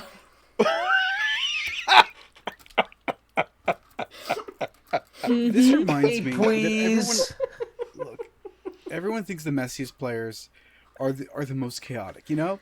Like it's the chaotic players that'll get you into trouble. Oh no, it's the paladins. It's the paladins that get you in trouble. Are we in AD&D? Is this the Dungeons and Dragons game on Friday? What happened? Maybe I don't know. But No. but AD&D paladins get to murder people, so that does track. They do. And cause trouble for everyone else by doing so. That's why I do love a paladin. Other doc just said loyalty for life, which is a nice little play on words. Mm-hmm. Because, murder. Fidelity and fealty. These seem to be the big things. Mm-hmm. Coldrick says honor et fidelitas. As honor, right, is not just to a title, but also public manifestation of respect, moral character, and decency. Mm-hmm. Mm-hmm. Mm-hmm. Yeah, I think we'll go with honor et fidelitas. Yep, we'll go with that but I think it's important to note that if people break those things, you know what I'm saying? Yeah. No, but I think I think of course. I think I was a very intense officer, is what I want to say. I think I had a very, very the phrase you're looking trained. for is murder an officer. Luckily, if everybody does what they need to do, we don't have to murder anyone. Do you know what I'm saying? No. Don't you know that famous quote that from our good friend Patrick Harper, because everything is related to Sharp? There are two types of officers. There are killing officers and murdering officers. Killing officers are those poor sons of bitches who gets you killed by accident. Murdering officers are those who will get you killed for an ideal, for a goal, for an aspiration. See, Coldrick is more correct. High bar of expectation. I will not have my troops misbehaving. Mm-hmm. Right. What about like a zeal for fealty? A zeal for the feel. Happy Pride. Oh. Zealty? Zeal Team 6. We're gonna go with honor et fidelitas. I think that'll work because that's like my relationship, and it also works with that particular group. Yeah. Which means we have Four aspects. one last aspect, which is like a free aspect. Yes, your free aspects. Your free random ideas. For those of you wondering, when I played Tachyon Squadron, my free aspect was I have a cybernetic arm. Mm-hmm. Could be like it was very useful. Right? Could be a thing, a I place. won volleyball game for it. That. I think.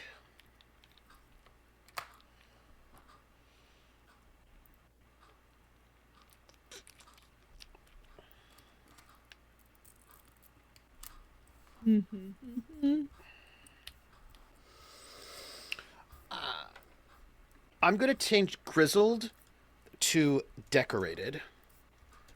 Okay. Decorated Kutama Berber army officer. I don't have to say Berber. Decorated Kutama army officer determined to enjoy his retirement. And then for my free open one,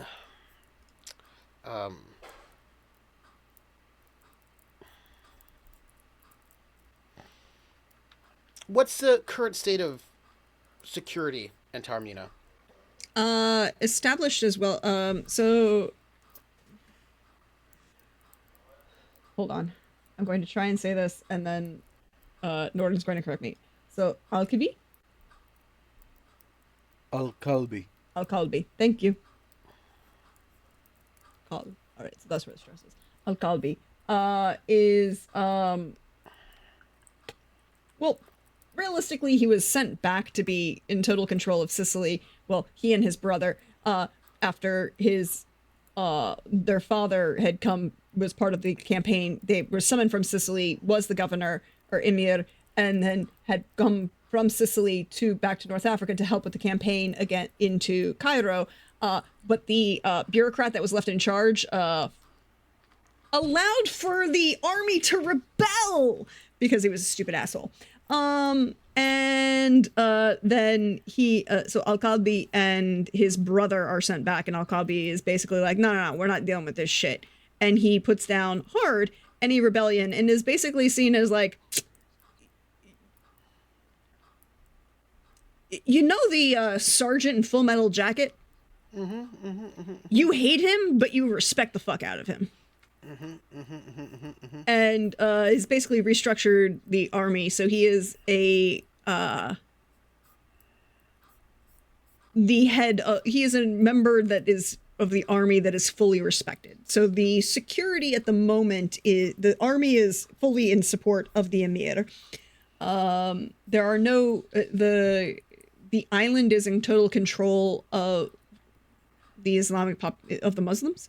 There are no raids by the Byzantines, so there's no real worry about Byzantine control there. The biggest threats to security are the Holy Roman Emperor and his spies attempting to create political dissonance and Sunni political dissidents in the current moment. Also, stubborn Sicilians. I'm not gonna lie. I feel like my free aspect could be something like I want something that would reflect his martial prowess, like a special sword, or but also he's like light cavalry, so he's a good horseman. Hold please.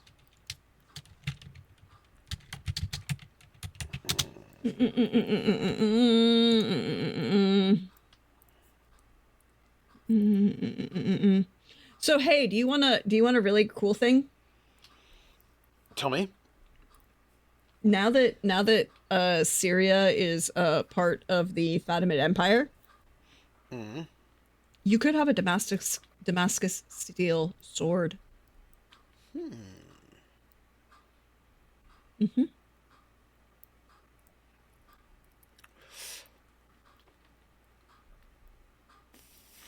Who's our current leader? Caliph? Our Khalif is Al-Aziz. Yep. The Emir of Taormina is Al-Kalbi. Well, he's the emir of Sicily. Yeah. He's technically living in Palermo, which is... Yeah, so Abu Mansur Nizar Al-Aziz Bilal. Yep. I think that my last aspect should be that I have a Damascus steel sword gifted to me by the Caliph.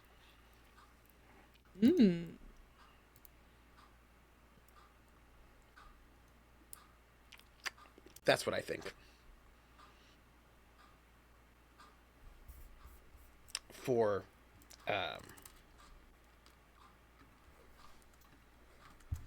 heroism.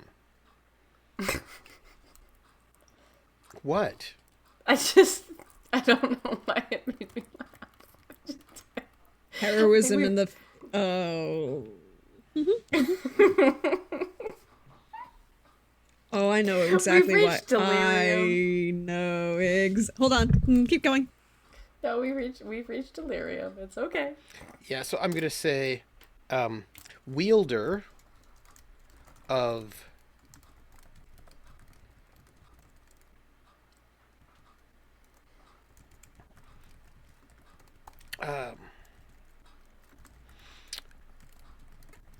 Norden. I need a name. I need a word. A word? Yes, please. I would like a word. I would like a name for this sword. That it's got to be something very paladin-esque, as it were, like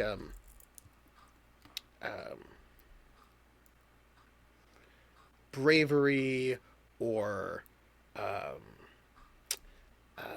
I want this sword named. Uh,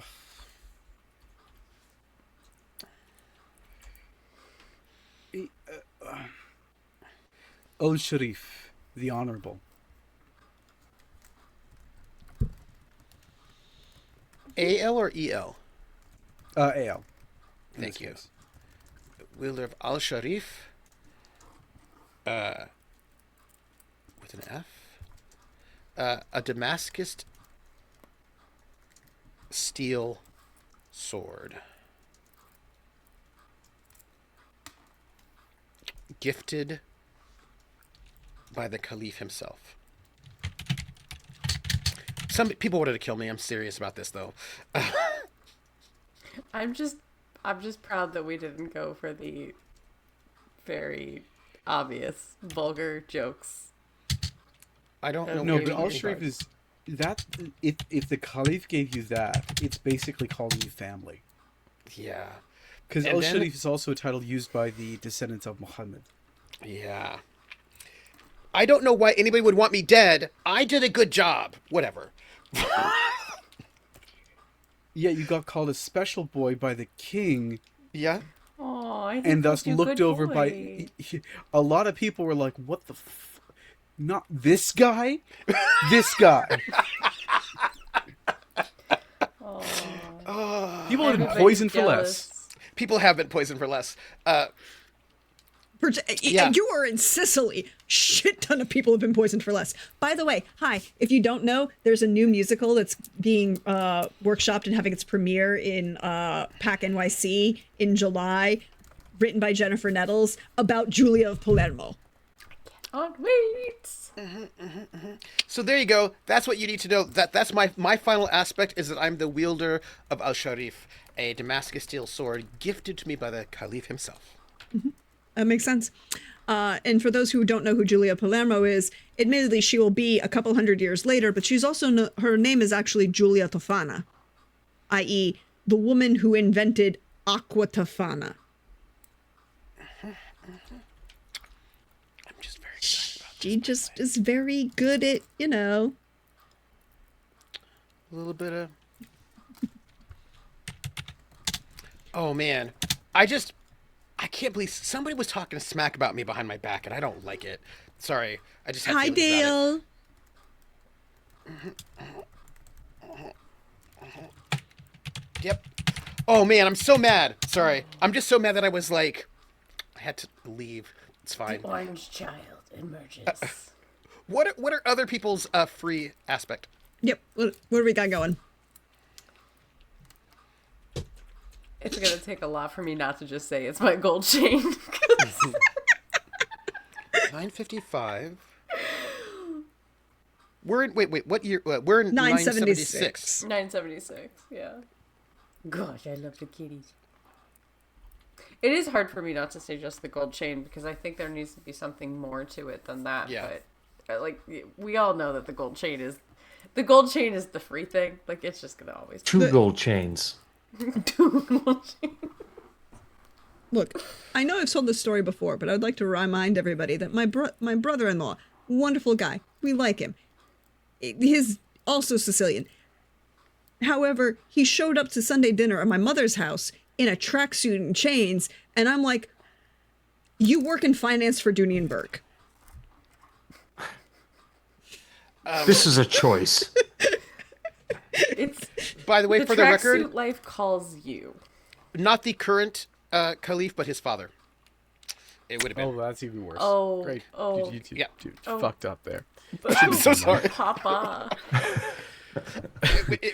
Because the current Caliph has only been Caliph recently. Yeah, it's really great. That story is fun. I am totally not concerned. Nobody should be concerned about why the fact that his father announced him as heir 3 days in a private dinner and then died, and then still we don't hear about his coronation for another 6 months. But also, he gave me a sword. I don't. I think there's nothing sketchy. Anyway, it was great. Yeah, Al-Muiz Li Din Allah was the because we have to be closer in age, the Caliph and I, and also this would have to have been about some years Also, ago. it makes a lot of sense why you were sent to Sicily, to this particular part of Sicily, because Taormina had been renamed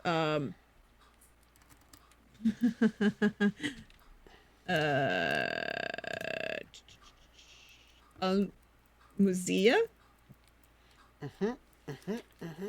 Going to go with that until Norden tells me I'm saying it wrong. I'd have to see it. And honestly, my brain is half off right now. That's fair. Yeah, kinda- but this is it's the Caliph who founded Cairo, right? So it's not the current one. It's the dad. Yeah. That's the guy. Al-Muiz, That's the guy. yeah. Yeah. Okay, so I'm debating a couple, right? Like almost anti-sectarian, as in we'll talk to anyone on their own terms, because I feel like that would feed a bit into this background that Michael has with me. Yeah. Michael's his name, right? Uh-huh. Okay. And it would also feed into why. Listen, the moment Al-Azhar opened, there was a lean towards Shiism because obviously that was the ruling religion, but a nod towards Sunniism. And what do both of those groups hate more?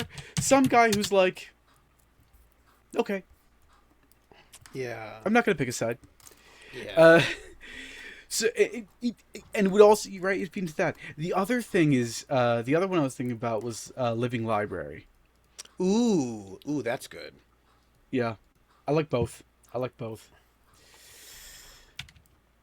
Because that means I could have more than just medicine on my docket, Yeah. But it also kind of bridges that same thing of if people hate you because you know too much. Yeah. You say too much at the wrong Yeah. time. So living Yeah. library. And I don't will lean forget into shit. that. Yeah, that's good. Worst That's of really all, good. you don't forget shit. We're gonna go with Living Library. I feel like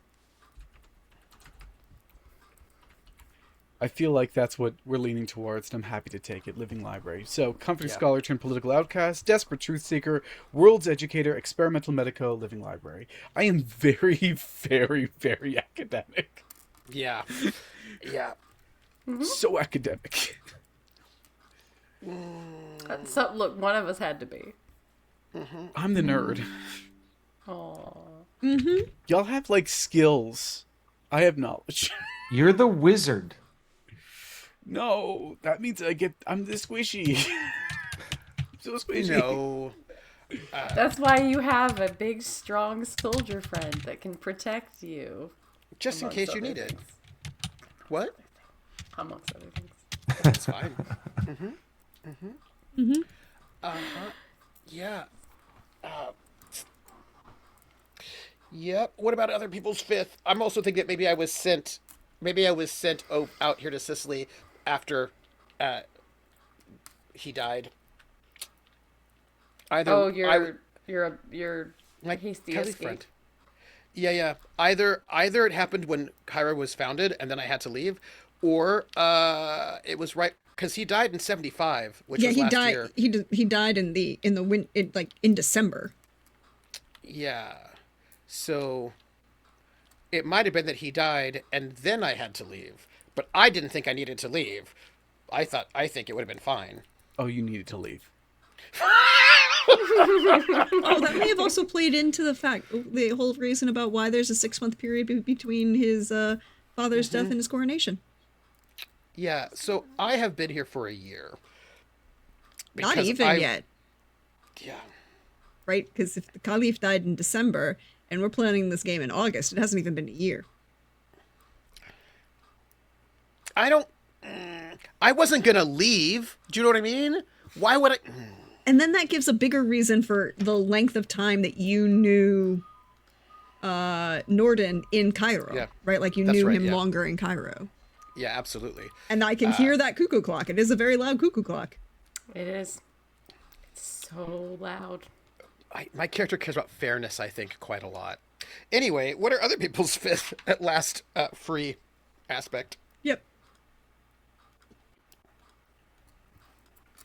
With our luck, has an enemy in every port. I know.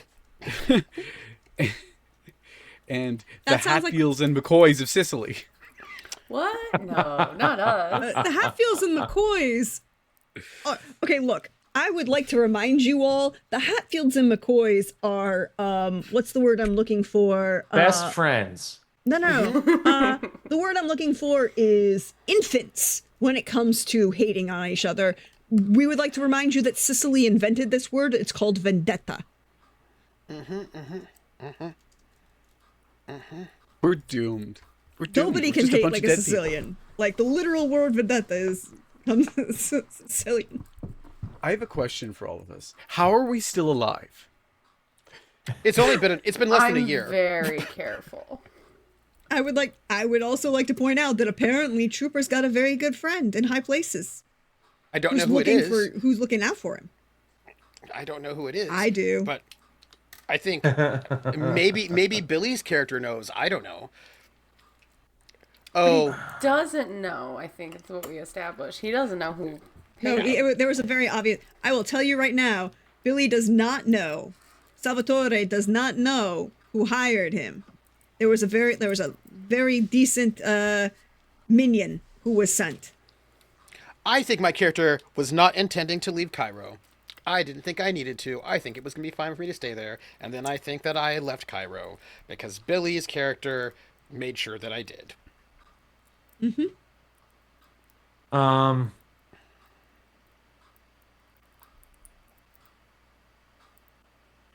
So what are your fifths like in phrasing, like how to word it? It's just a free aspect that's about yeah. you. And look, it could be an item that's really important to you. You could have like fastest boat in the Mediterranean as your fifth aspect. It could be membership in something or something that's important about your character that you like. This is like your last chance to get something in there that you want to have on paper. You know. A fancy sword. Pitiable. Has a lover Trustworthy. in every port. Knows kung fu. Would cheat for pennies. Really, would anything you want. Okay. I think it makes the most sense to be like fastest boat in the Mediterranean. This is part of the reason why he gets the niche gigs and is able to maintain this reputation. I'm so glad you corrected to niche. Niche. I feel the pain. I feel the pain saying niche. I'm too Canadian, okay? This When I hear the word foyer or niche, I cry. Yeah, the word is niche. this Nietzsche reputation. And just so you know, Billy, He said and God is dead. and also Godot is dead. But a note about Fate is that at its base rules, Fate doesn't care about regular equipment. But if it's an aspect or a stunt or something like this, then it matters. You know what I mean? Like, then it matters. So Yeah. So, like, for example, Trooper has this Damascus steel sword that was gifted to him by the Caliph. He could use it as a weapon in combat, but he can also use it as an aspect of, say, identity when he's talking about privilege and rank. So it has multiple aspects there that he can ping on that. Simultaneously, if you have the fastest boat in the Mediterranean, I would say a lot of very interesting things. ooh, it shouldn't be fastest boat. It should be fastest smuggling ship, because that gives you a little bit more. Yeah, a little bit more depth into it, because the fastest boat could be any kind of boat. But if you say smuggling, then you can ping it for the smuggling, but you can. But he's also got the smuggling ping for his high concept. It's true. It's true.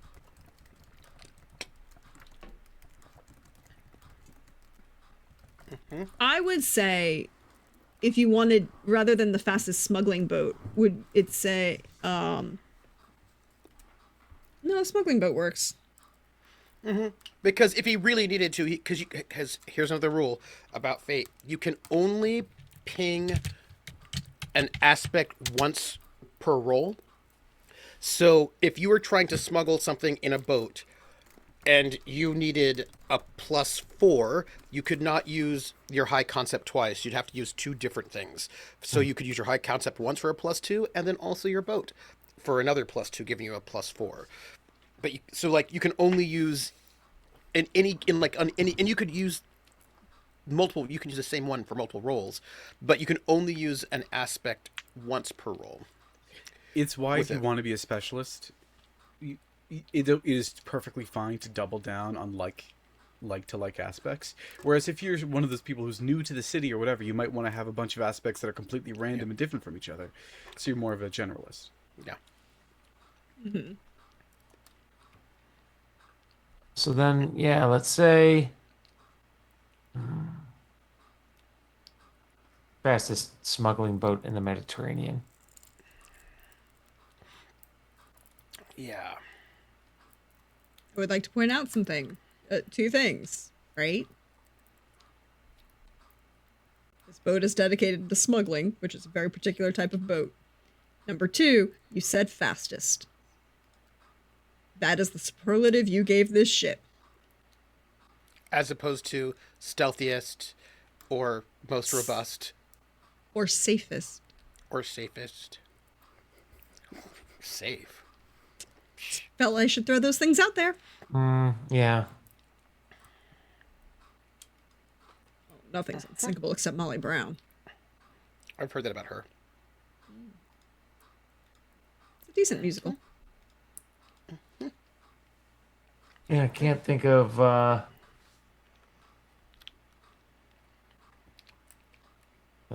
jobs need done fast.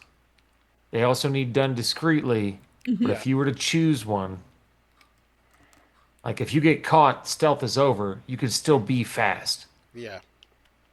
So the And fastest. it says something about your character too. Yeah. Right? Like, fastest boat versus stealthiest boat says something about your character, I think. Yeah. There's not a wrong answer. That's the big thing. Like, Yeah, exactly. There's not a wrong answer. It's just it's just fair enough. pointing out. Yeah. What fits? Yeah. Yeah. This ship is not OSHA compliant. No, it's not. Fastest smuggling boat in the Mediterranean, named Charybdis. Nice. Nice.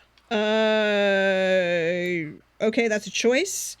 It tells me a lot of things. It tells me that you are not used to naval conversations. No, Because it's a whirlpool. Well, It's a yeah, monstrous whirlpool. it is a monstrous whirlpool, but more importantly, no sailor worth his salt, particularly in the Mediterranean, is going to touch a boat named Charybdis. But he would. More importantly, that's part of it's the appeal. legendary. Yeah. Mm-hmm. Not a And pirate, again, though. sailors are superstitious motherfuckers. That for says variety. somebody is bold. which is why before every live stage performance I've ever done, I've read the entirety of Macbeth Out loud? out loud in the Nice. theater. Nice. Nice. Wait, the whole thing, even the stage directions. All of it. Mainly just the parts where they say Macbeth. Over and over and over again. Tomorrow and tomorrow. What is your fifth list? Beeps in this petty place from day to day. Well, so this is the thing. I made the joke about the gold chain being what the fifth would be. However, I think I actually am going to lean into it a little bit. Because my other thought was to lean into something like it's more intelligent than he looks, or, you know, like a sticky fingers kind of thing. Something to really, like, let's face it, like, this is the rogue type if we're getting into our D&D archetypes. This is pure rogue Yeah. disaster. I see you, Other Doc. Go on.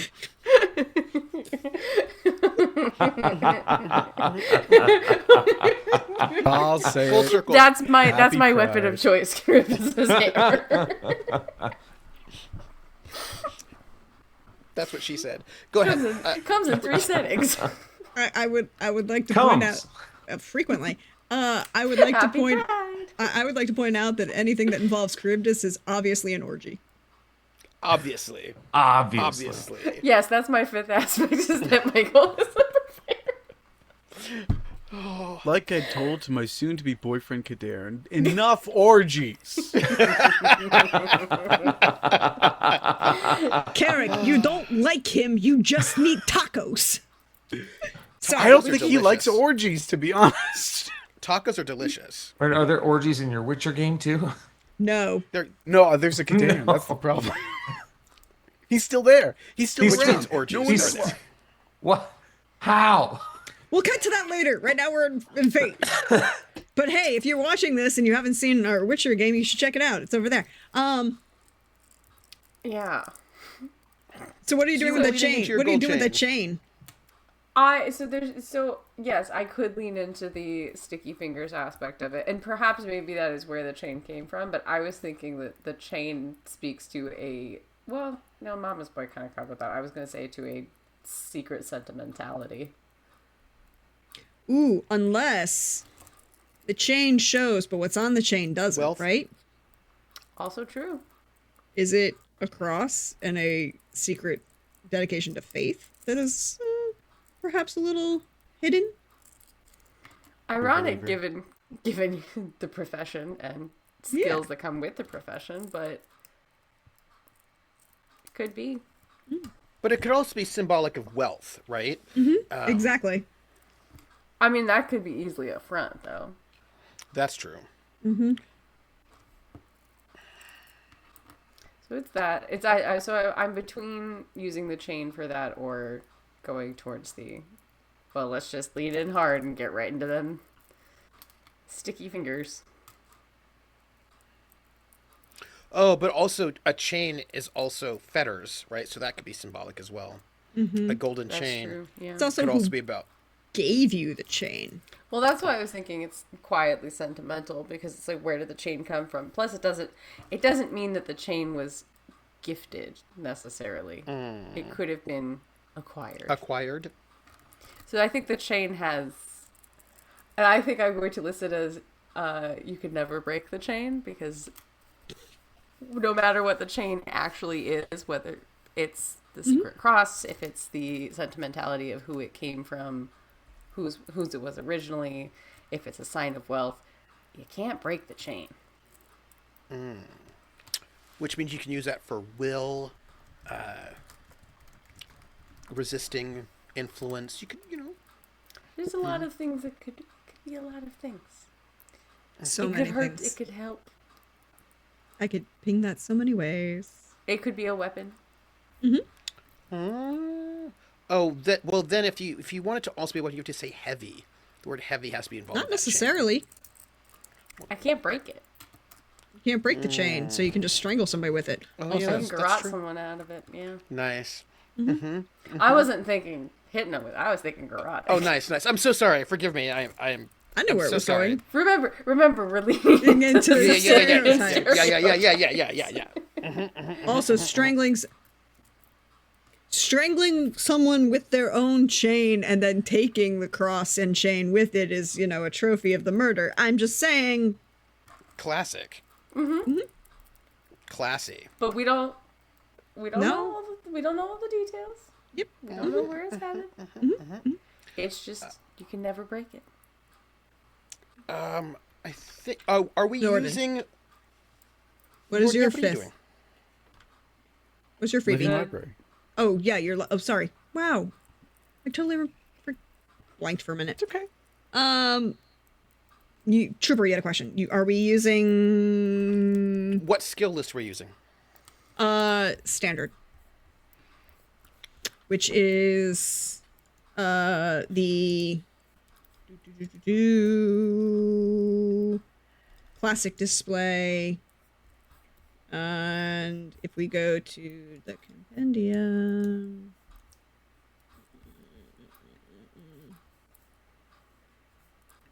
And what is the top of our pyramid? so the top of the pyramid is going to be Are we a 4? 4. Yeah, the top of the pyramid is 4. Okay. Which means you have 3 fate points, correct? Yes. Our refresh is 3. Yeah, your refresh is 3. And the top of our skill pyramid is 4. Yes. And you get 1 4, 2 4s? 1 4, 2 3s, 3 2s, 4 1s. Yes. Pyramid. What confused me was the fact that Tachyon Squadron had the extra set from you had to, because you had to Yeah. have the. But yes. It ends up still being a pyramid. It's just that it Yeah, because you have requires to you add. to do a. Yeah. If you under skills click classic display, Yep. And it'll give you the breakdown, and it should give you. Yeah. So we're starting with great. So, and it's actually a step which works a lot better. So it should be. I just had the skill list. Where did it go? What page are you on? Skills. 85 maybe. I wish that the book was slightly better. Just a little bit, not a lot. I don't have to have it be a lot better, but There we go. Default skill list, page 97.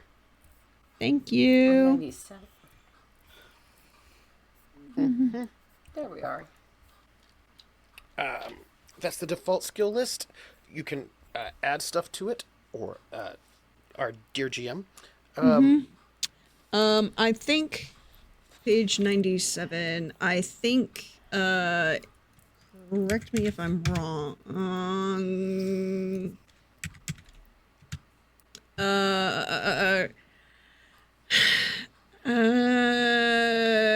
I think the only thing, well, I don't think would need to really change. The only thing I would take out would be drive and replace that with sail. Or I would let you choose for drive either sail or horsemanship. Ride. Yeah. Yeah, ride. horsemanship, yeah. Horsemanship. I would let you choose either one of those to replace drive. Because I think that's just like a basic. Yeah. So get rid of drive and instead replace that with sail and horsemanship. Yeah, one or the other, your choice. I would also say burglary we can count as any criminal activity, or burglary can also be smuggling, right? Mm-hmm. Because that's just. Or smuggling could be stealth, I guess. No, but here's the thing: you could use stealth for things that were other than that, and smuggling makes sense as burglary. Because I I'm mean, gonna change burglary so it's listed as crime. yeah, change Yeah, that's burglary to good. listed as crime. That makes sense. This is literally the last thing we have to do tonight, and then we can let people crash, including. Technically, there's stunts, but we can talk about that later. Yeah, we can talk about stunts because the stunts are going to be personal to you mostly. Yes. But I know some people, but if like we'll be around and we can talk about it. but so you get to have 1 4, 2 3s, 3 2s, and 4 1s, correct? Yes. Yeah. I for City of Light and Shadow, I renamed Burglary Spycraft, right? Because it's that Yeah. right for like all that kind of. Yeah, I think if we just put burglary as crime and drive Yeah, as perfect. either ride or sail, then you can do whatever you want with that. So, like for example, I would think that sail would be Billy's highest, one of Billy's highest stats. Not necessarily the highest, but you know. So I think my great is going to be fight. Mm-hmm. My good will be shoot and horsemanship. That makes sense. I need the pyramid. And My- but by the way, we're also going to put shoot as also just no, because fight's going to cover swordsmanship. That makes sense. Yeah, and so shoot is basically all your ranged. Yeah, just any ranged. Yeah. My great is lore. My good is empathy and investigate. My fair is notice, will, and provoke. My average is rapport, deceive, physique, and crafts. Makes sense. Yep. You just like to be obnoxious and disliked. I see you.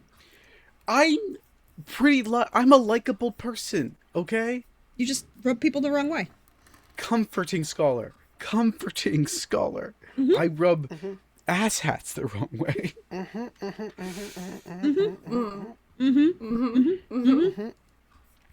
Sounds super good.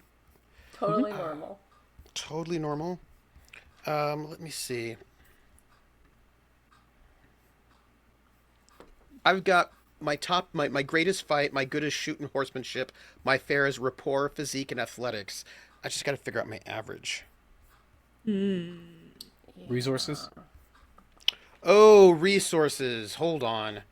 Yes, my resources should be higher than that, actually. Thank you. You're welcome. Thank you. Oh, man. I'm going to just put these here right now. I'm going to put down resources, will. Yeah. I might have to swap them around, but I will probably also need I don't notice. think that deceive is anywhere near No. that.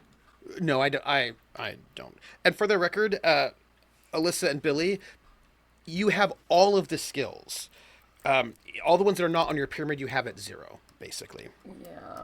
So they What can. I'm well, what I'm struggling with is if I want crime or deceive to be my grade. Yes, Because I feel like contacts and that would be good for you.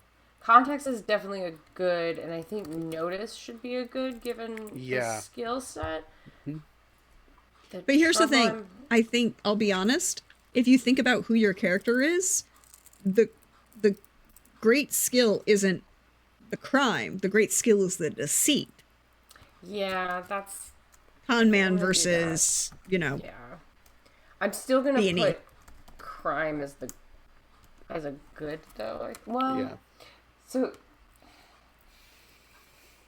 because I think I want notice to be a good because I think that's really Yeah. useful for the rest of the crime man thing, and I think contact should also be good then, and then Yeah. so that puts crime at actually fair of all things. But I think that makes a lot more sense. Just, I guess resources ends up fair.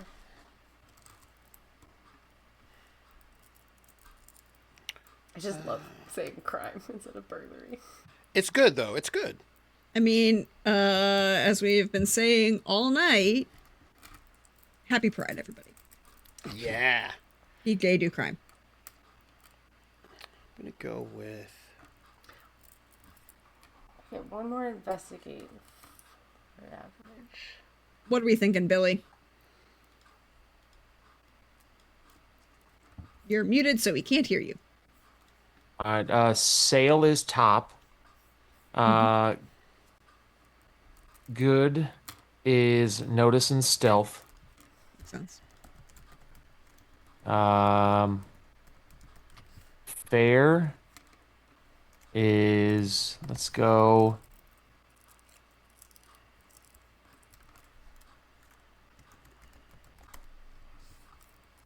will, contacts, and rapport.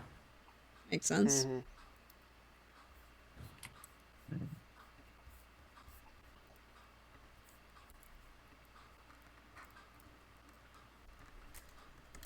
Average,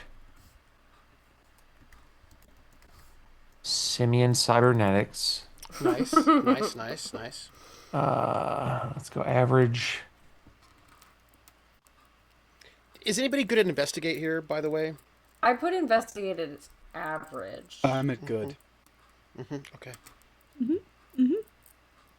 Because, you know, investigating things is kind of important when you're a doctor. Yes. Yes. I don't think investigation is as important to No. noticing. Noticing should be like aware of everything Yeah. in the room that happens. Yeah, it makes sense. But I kind of want to, just because it's funny, put physique at average as well, because I have 2 more average slots to use up. Nice. I think it's kind of funny to just be like uncharacteristically hot for no reason. Nice. Not have it be remotely even something I care about. I feel He's like it's just still naturally good looking. Maybe it matters to other people, but it's not important to me. Now, physique also is important for your stress boxes, because it's also your physical strength as well. Yep. Point. Where are I you? think I'm going to make my averages investigate, provoke, physique, and stealth, because I think it's good to have a little bit of stealthiness, but I just think physique is funny. I think it's like, yes, it's good for stress and all that. And like, obviously, there's good things, but I think it's just funny. Look, I figured. Wait. Does that mean that Billy does not have physique at anything other than 0?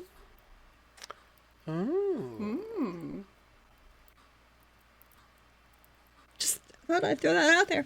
All right. The last thing that comes up is stunts. And the stunts are based on the amount of fate points.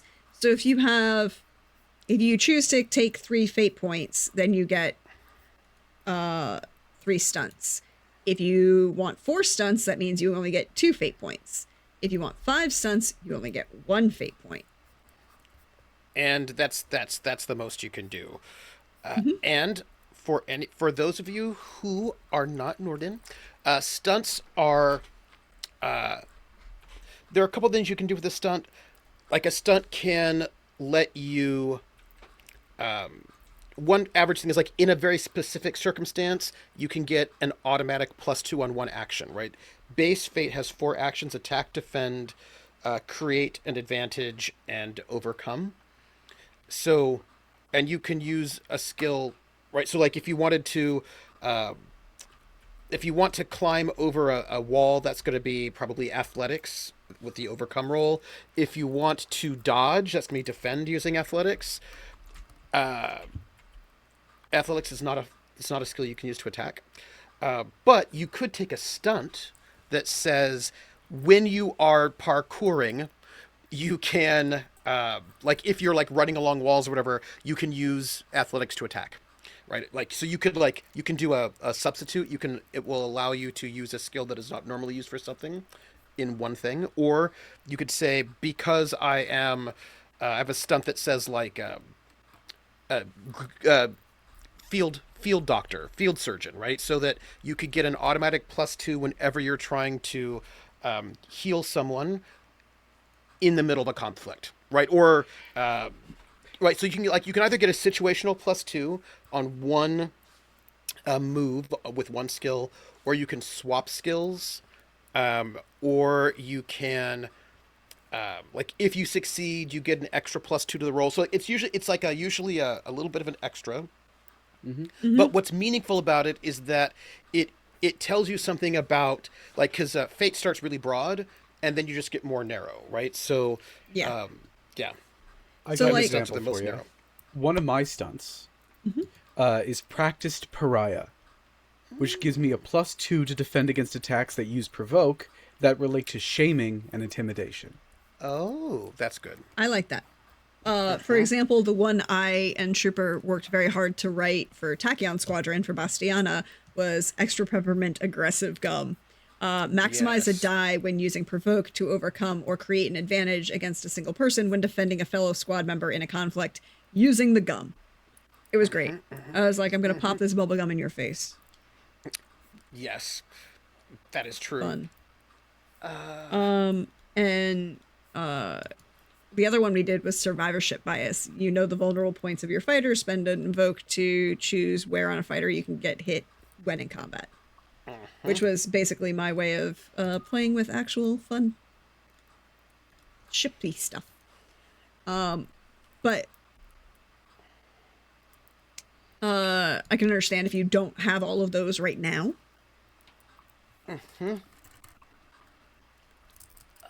I'm gonna just throw out some ideas. These are not what's the word, settled, but like as ideas. Yeah. I feel like I could maybe get like a +2 on fight if I'm defending someone else, right? Like that could be a thing that I'm like I'm your shield or something like this. I haven't decided if I want, but like these are like examples of a thing, like right, that's like in a very specific example. I would put a pin in that because you're technically a cavalry fighter, right? Light cavalry. Yes. So I don't know sword, that you sword, bow, and javelin. Yeah, sword, bow, and javelin. So I wouldn't say that you were a protective fighter then. But I'm just saying that because of fidelity and honor, maybe true. I have protected some people. I'm just saying that it might open you up for some problems because that's not the kind of combat you're trained in. No, but that might have been what got me famous. It Saving did, somebody's probably. life. Oh, wait, did you save the Caliph's life? I'm not going to talk about it. I'm just saying that maybe I saved somebody's life. That's all. Oh. What? Nothing. What? Nothing. I think it's fine. I think it's great. I would just like to point out that there is a movie called The Sheik with Rudolph yeah. Valentino, and a very iconic scene. I just may have saved somebody's life, but I'm not settled on that one yet. But, that's just, just thinking about some stunts. And by the way, so for Billy and Alyssa, in the skills section, right, in the 100s and so forth, there are sample stunts for each of the skills. Yeah, that it's Yeah, I just saw ideas. a couple that looked actually kind of. There was like a rumor monger one that it's like the way it's written. I don't necessarily think it would work for our game, but I definitely think there needs to be something in the rumor mongering. And you can rewrite it. Those are just examples, Yeah. Yeah, you I'll can think always on them. rewrite them, and I will be around to actually rewrite them for you, help rewrite them for you, to make them more appropriate and, again, tie to a variety of other things. So, because we know it's going to take a little while and people need to cogitate and contemplate and think about. Ponder. Ponder. I think that's where we're going to end for tonight. So we're going to go around. Oh, that's right. The last thing I need from you before we leave is, why are you invited to this wedding? Oh, easy peasy. I am I'm a Fatimid important person. Do you know what I mean? Like, it would be weird not to invite me to this wedding. You're a individual, a local now of rank and note. Yes, so of Or course I have to as be there. perhaps might be from my favorite Shakespeare play of all time, a gentleman of both note and name. Yes, and I want to be there because if there's trouble right here in River City, Taormina, So you can get there on the double? That's right. I'm going to make sure there's not trouble. You know what I'm saying? Trouble. We're not going to let any trouble happen At on all. my watch. What about you, Billy? Why are you getting invited to this wedding? I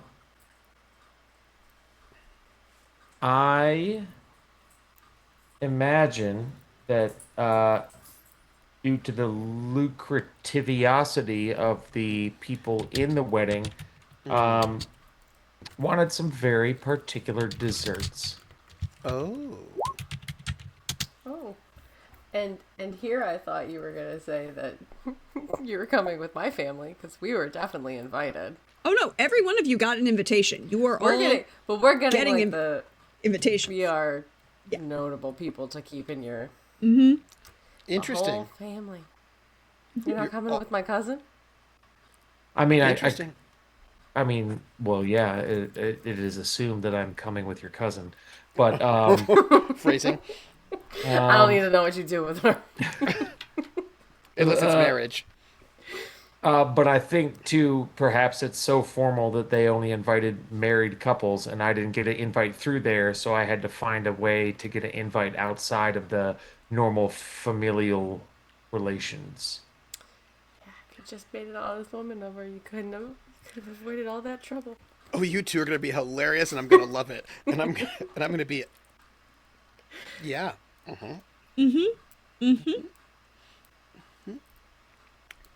So I brought in I helped import some very tasty desserts. So maybe I'm on staff instead of a guest at the wedding. I like to think of you as a party planner rather than just on staff. That feels more, you know. Assistant to the party planner.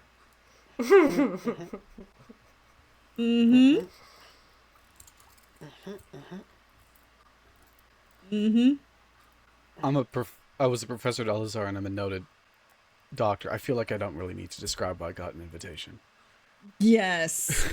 It's political. Your name got added last minute because, you've only been here for a couple weeks. But you're But- my guest. Oh, but you also he's now has an actual political position and he's a bureaucrat now. Yeah. I Getting a hate government paycheck. this. I did this, but I hate this. Yep. I don't think we know that you're government, by the way. I think we just think you're a good doctor. Because otherwise my family would not be happy. Oh, thin out trouble. So much trouble. Then why don't we go around, say where you can be found across the internet, and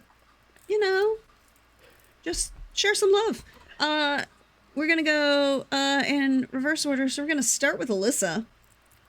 I know, I'm the least interesting too, because I only have I have the Instagrams and that's it. I don't do much of the social media anymore, but I am at Xander in the Wild. You just have to ask, and I have to remember to open Instagram sometimes. It's nice to be back in the game, and it's nice to be back with my friends, playing our fun little games, going right down immediately into chaos. So it's nice to be back. Look, I am here for it. I am here for the joy. Thank you so much, Alyssa. Thank you. Hey, Billy. Thank you for being here. Thank you for having me. I'm Bill of the Forest everywhere. And if I'm not on that thing, then I'm not there. If you search it and I don't show up on the thing, I'm not there. Oh. Fun fact. But I am where you search for me and I do show up. I'm on those things. Makes sense. That's it. I think.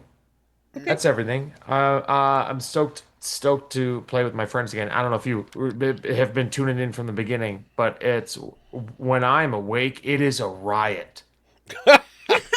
It's a riot no matter what condition you're in, Billy.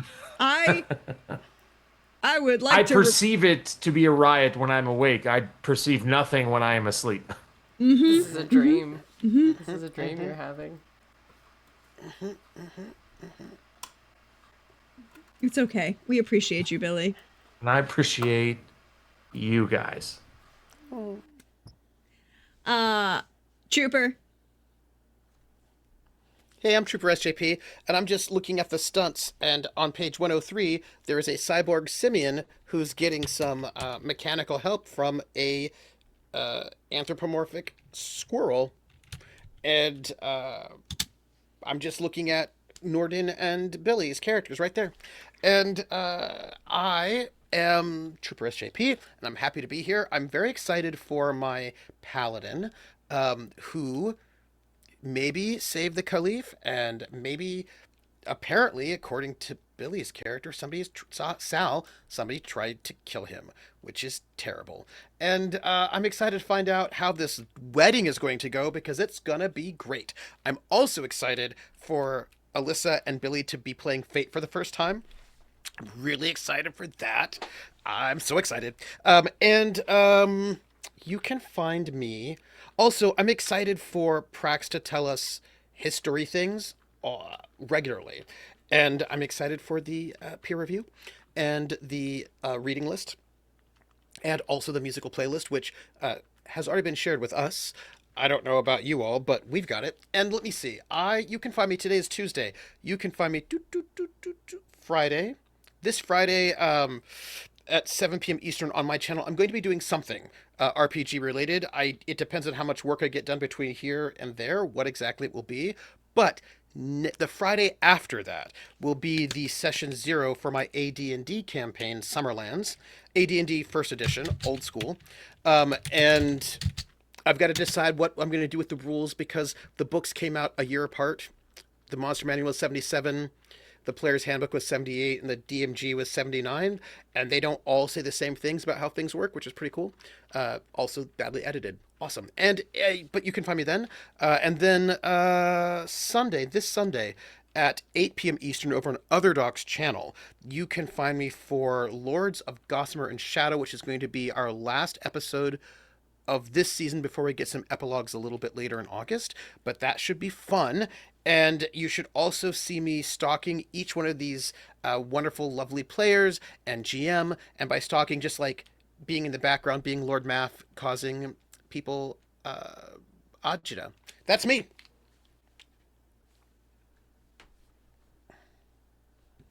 Thank you, Trooper. We appreciate you. We love you so much, Trooper. Hey, Norden. Aren't you glad you said yes to this? You're muted. I don't even remember saying yes to this. I do. I have written confirmation. That makes sense. Hi, I'm here. My name is Nurli Kadir. My pronouns are he, him. I'm last today, and I am not... Well, actually, in the realm of fighting, I'm out of these characters, I am the least. Not usually, though. I'm everywhere. You can find me on this channel on Sundays playing Carrick. Poor Carrick. On Thursday, I'm on Simon's channel, Wandering DM's channel, playing Gulshan in another game of Witcher. Those are 2 games of Witcher and 2 mages, because somehow the dice worked out like that. And on Fridays, I run my own game with my friend Cassie, also known as Lamia, where we are taking some players through a homebrew version of Chicago in V5. Those poor souls have finally gotten together as a group of people loosely associated with one another. The musical Chicago? You're doing the musical Chicago as a vampires? That's cool. God, I wish. And all that jazz. Instead, we're torturing them. That's what we're doing. We're taking a bunch of our friends and torturing them. That's all it is.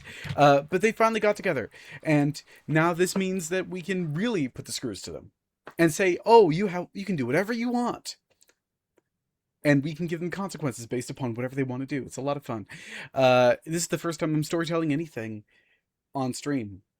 We're already 1 episode in. Next episode is on Friday. We have plans. It's going to be awful. I'm also writing a video game right now. I'm writing for tabletop stuff. I do a lot of things. You can find me on Werewolf Fields on Blue Sky if you want to talk more about it. And tomorrow... that vampire show is on Bad House RPG. Friday nights starting at 8. And tomorrow... I will be streaming myself in the afternoon on my own channel, Werewolf Fields. Because I'm trying to do that whenever I have the time. We're going to just play a game and chat. It's going to be great. Chill, you know? Yeah. That's it. That's me. That's important. Well, thank you all for being here. Thank you to my wonderful players for agreeing to this very particular game. Thank you to you all for hanging out in chat. I am your friendly neighborhood Prax. You can find me here on Twitch as Praxagorth Esmiophoria. You can find me over on Blue Sky and Instagram as Prax the Bard.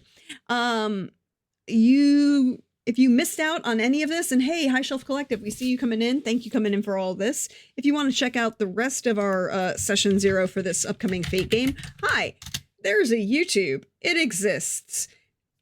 Like, comment, share, subscribe. And as I told everybody earlier, if you're a dick in my comments, I will ban you. Happy Pride. There's that. By the way, right now, currently, Trick or Treat has is holding the title of best comment from last week's Witcher game. It was iconic and we appreciate it. But I do see all of those, so check those out. Also, we will not have Witcher this Sunday. It is Father's Day in the United States, and there are a bunch of stuff I have to do all of this weekend, so I'll be really, really busy. But you should check out the YouTube because it has all of our great time to catch up on the Witcher campaign, Witcher from Covier with Love. It's a great time to on Saturday was our session 4 of our season 2 of our Castle Falkenstein, Truly Madly Falkenstein dropped, and Troopers in that game, and I'm just saying that interesting things are going to are happening going into the last 2 episodes of the season. Decisions were made. Strong decisions were made. It's great. We'll see what happens. And then I will be talking with Trooper offline because you guys did raise the money. You reached $1,000 for the World Central Kitchen during our vampire game, and that means we have the return of Lord Math Varen. I survived. Yes, I'm sure you're all very excited. What? I'm sure you cannot wait to meet me in person. You were not going to survive, Prince Carrick. You're just not, sorry. I feel like it will be your honor to meet me. And I'm so pleased that you will be able to experience me. Third son of a lord. Literal prince. Yes, but I am Lord Math Varen. I think perhaps you missed what I said. Well, you'll learn. I would like to remind y'all did this. Y'all chose this, and Trooper said yes, so we really appreciate you, Trooper, for saying yes and bringing coming back for this shenaniganry. But y'all chose this. I don't remember that. Oh. I do. By the way, there's a link in chat for the merch. There is indeed a I Survived the Lord Math Experience shirt that exists. Just saying. And the cup and an Action Alchemist shirt from our Action Alchemist and includes stickers and stuff. All of that's there. If you also like to support the channel and the things that we do here, there's a Ko-Fi. You can donate to that if you want to, I guess. Sure. It goes into running this and trying to do as much as possible, art, all that good stuff. But thank you all again for being here. Thank you for sharing the joy with us. And we will be back on Tuesday for the first session of this wonderful shenaniganry that is all of this drama. And unfortunately, right now, nobody is currently up, so we can't share some love. But we will go and get you some rest, and we'll see if they survive a wedding, y'all.